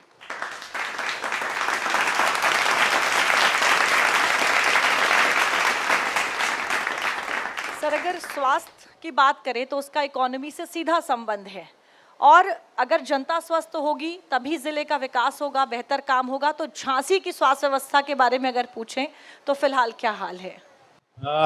मैंने अभी 2 जून को ही यहाँ ज्वाइन किया है और झांसी में जो मैं देख रहा हूँ अभी हाल फिलहाल कि यहाँ प्राइवेट हॉस्पिटल्स का बहुत बड़ा हब है।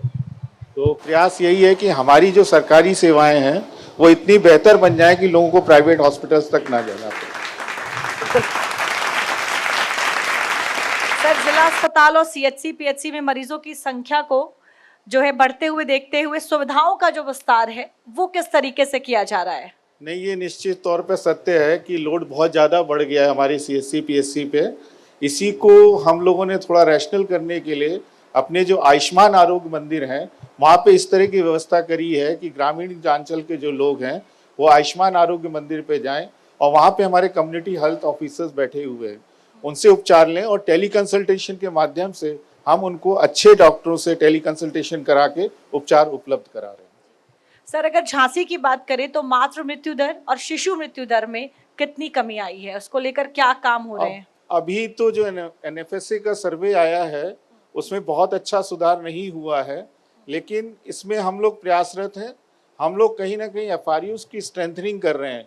जो फर्स्ट रेफरल यूनिट है, जैसे कि आप जानते हैं कि पहले कोई जटिल प्रसव होता था, HRP पेशेंट होता था, तो उसको प्रसव के लिए या सिजेरियन कराने के लिए जिला अस्पताल आना पड़ता था, शहर में आना पड़ता था। अब हम लोगों ने 4 FRU अपने रूरल एरियाज में स्टार्ट कर दिए हैं। इसी के साथ नवजात शिशु मृत्यु दर को कम करने के लिए हमने NBSUs जो होते हैं, नेशनल नियोनेटल स्टेबलाइजेशन यूनिट्स वो स्टार्ट किए हैं और एनसीसी न्यूबॉर्न केयर कॉर्नर्स भी स्टार्ट किए हैं। तो इनसे हमारा जो मॉर्टेलिटी रेट बच्चों का होता था ड्यूरिंग ट्रांसपोर्टेशन ट्रांजिट में बहुत ज़्यादा हो जाता था, तो वो कम हो जाएगा और हम काफ़ी बच्चों की जान बचा पाएंगे। जी सर, अगर आयुष्मान योजना की बात करें तो उसके तहत अभी झांसी में कितने लोगों का इलाज हो चुका है और सबसे ज्यादा कौन सी बीमारियों को लेकर इस योजना का जो इस्तेमाल है वो किया जा रहा है? देखिए, अभी तक झांसी में लगभग 96,000 लोगों ने इसका लाभ लिया है और इस पे 172 करोड़ रुपए सरकार ने व्यय किए हैं। एम्पैनल्ड हॉस्पिटल्स पे और हमारे सरकारी हॉस्पिटल्स में इन पे व्यय किए गए हैं। और ज़्यादातर मैं देख रहा हूँ कि जो मेजर सर्जरीज के केसेस हैं, जो लोग अफोर्ड नहीं कर पाते हैं, वो लोग आ रहे हैं हमारे पास। बड़ी बड़ी सर्जरीज भी इसमें लोग करा रहे हैं। खास करके जनरल सर्जरी के केसेस बहुत हैं, इसमें आई के भी केसेस हैं और ऑर्थो के भी केसेस हैं। तो सभी तरह के लाभार्थी इसका लाभ ले रहे हैं और सबको पता है कि 5 लाख तक का इसमें निःशुल्क उपचार प्रधानमंत्री जन आरोग्य योजना में है।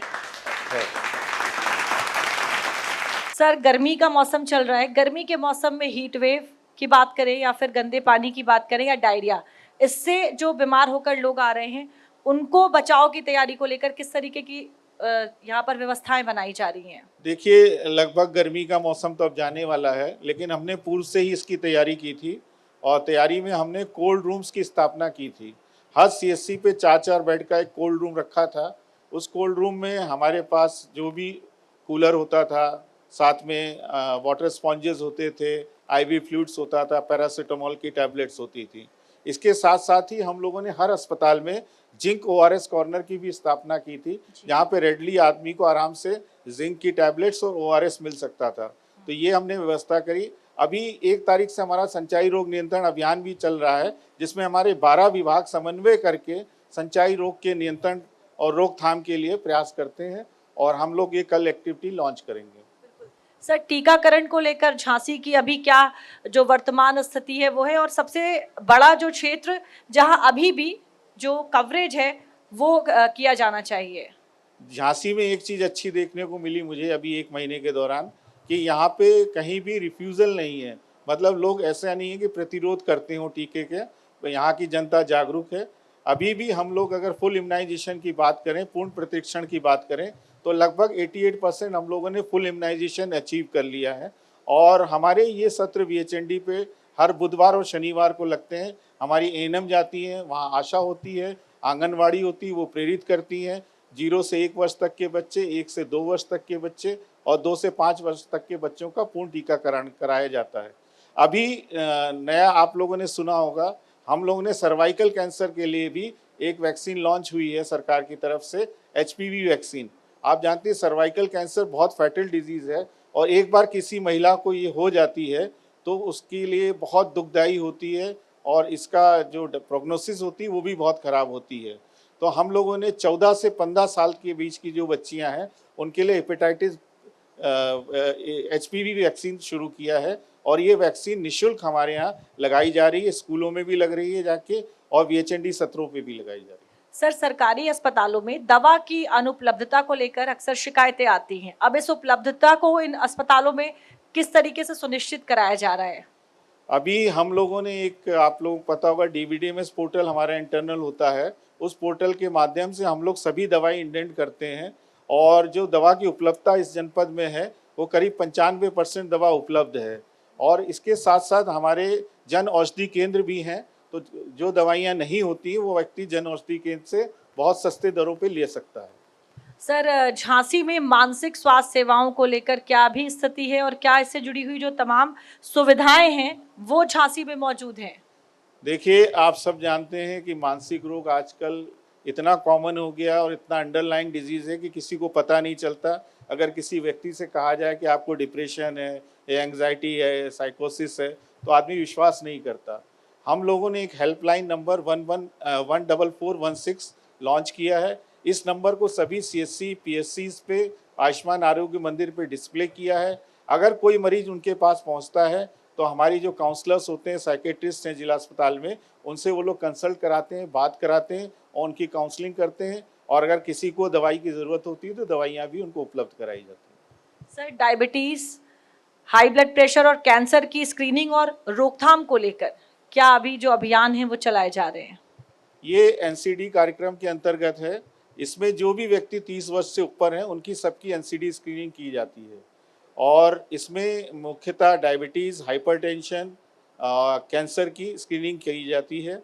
अभी हम लोग वर्तमान में लगभग 2 लाख व्यक्तियों की एनसीडी स्क्रीनिंग कर चुके हैं और आगे भी हम लोग इसको प्रयास करके 3 से 4 लाख के बीच में ले जाएंगे। सर, जिले में प्राइवेट हॉस्पिटल्स और डायग्नोस्टिक सेंटर्स की मॉनिटरिंग या कह सकते हैं निगरानी किस तरीके से की जा रही है? देखिए, जब से मैं आया हूँ मैंने यहाँ पे देखा कि ये बहुत बड़ा मेडिकल हब है और बहुत सारी मानकहीन हॉस्पिटल्स यहाँ चल रहे हैं। मैंने एक क्लिनिक को भी सीज़ कराया। अभी 3 दिन पहले एक अल्ट्रासाउंड सेंटर यहाँ पे अपंजीकृत चल रहा था, उसको भी पोर्टेबल अल्ट्रासाउंड मशीन सीज़ करा दी गई है। तो मेरा ये अभियान इसी तरह चलता रहेगा और जहाँ भी शिकायतें मिलेंगी या किसी विश्वस्त सूत्रों से ज्ञात होगा वहाँ छापे की कार्रवाई की जाएगी और उनके विरुद्ध विधिक कार्रवाई भी अमल में लाई जाएगी। सर, जन औषधि केंद्र और दवाओं की उपलब्धता को बढ़ाने के लिए क्या किया जा रहा है? जन औषधि केंद्र हमारे जिला अस्पतालों सीएचसीओ में है। वहाँ पे दवाइयों का रेगुलर हम लोग मॉनिटरिंग कराते हैं। हमारे जो क्षेत्रीय नोडल अधिकारी होते हैं वो जाते हैं, चेक करते हैं। इसी तरह से हमने निर्देश कर रखा है कि जो जिला अस्पताल हैं, सीएचसीज हैं, पीएचसीज हैं और हमारे आयुष्मान आरोग्य मंदिर हैं, वहाँ पर भी ईडीएल जितनी दवाइयाँ हैं, एसेंशियल ड्रग्स हैं, उनका किसी न किसी रूप में लिखित में वो हो, वॉल पेंटिंग्स हो, जिससे जनता को पता चल सके कि ये दवाई उपलब्ध है और बाहर से कोई भी दवा लिखी ना जाए। ये भी निर्देश मेरे द्वारा जारी किए गए। सर, झांसी में अगले 1 साल में स्वास्थ्य से जुड़ी हुई 3 बड़ी प्राथमिकताएं क्या होने वाली हैं? देखिए, पहली प्राथमिकता तो जो सब जानते हैं कि स्वास्थ्य विभाग किस पे कार्य कर रहा है, वो है इन्फेंट मोर्टेलिटी रेट और मैटरनल मोर्टेलिटी रेट। ये दोनों कम करने के लिए हम लोग प्रयासरत हैं। इसको हम बहुत जल्दी पूर्ण करेंगे। दूसरा हमारा ये है कि हमारी जो स्वास्थ्य सेवाएं हैं वो क्वालिटी की हों, गुणवत्तापरक हों। उसके लिए हम लोग एनक्वास सर्टिफिकेशन अपनी फैसिलिटीज़ का कराते हैं। जनपद में हम लोग करीब 85 एनक्वास फैसिलिटीज़ को सर्टिफाइड करा चुके हैं, जिसमें एक डिस्ट्रिक्ट हॉस्पिटल, एक सीएचसी, एक पीएचसी और करीब 82 हमारे आयुष्मान आरोग्य मंदिर हैं। तो आयुष्मान आरोग्य मंदिर का सर्टिफिकेशन होने से ये होता है तात्पर्य कि हम लोग गुणवत्तापरक सेवा ग्रामीण क्षेत्रों में दे पा रहे हैं। शिशिरपुरी जी, बहुत बहुत धन्यवाद हमारे साथ जुड़ने के लिए, बातचीत करने के लिए। Thank you. ट्रिलियन ट्रैकर में झांसी की विकास यात्रा में फिलहाल इतना ही। ट्रिलियन ट्रैकर के अगले एपिसोड में यूपी के किसी और जिले से आपसे मुलाकात होगी।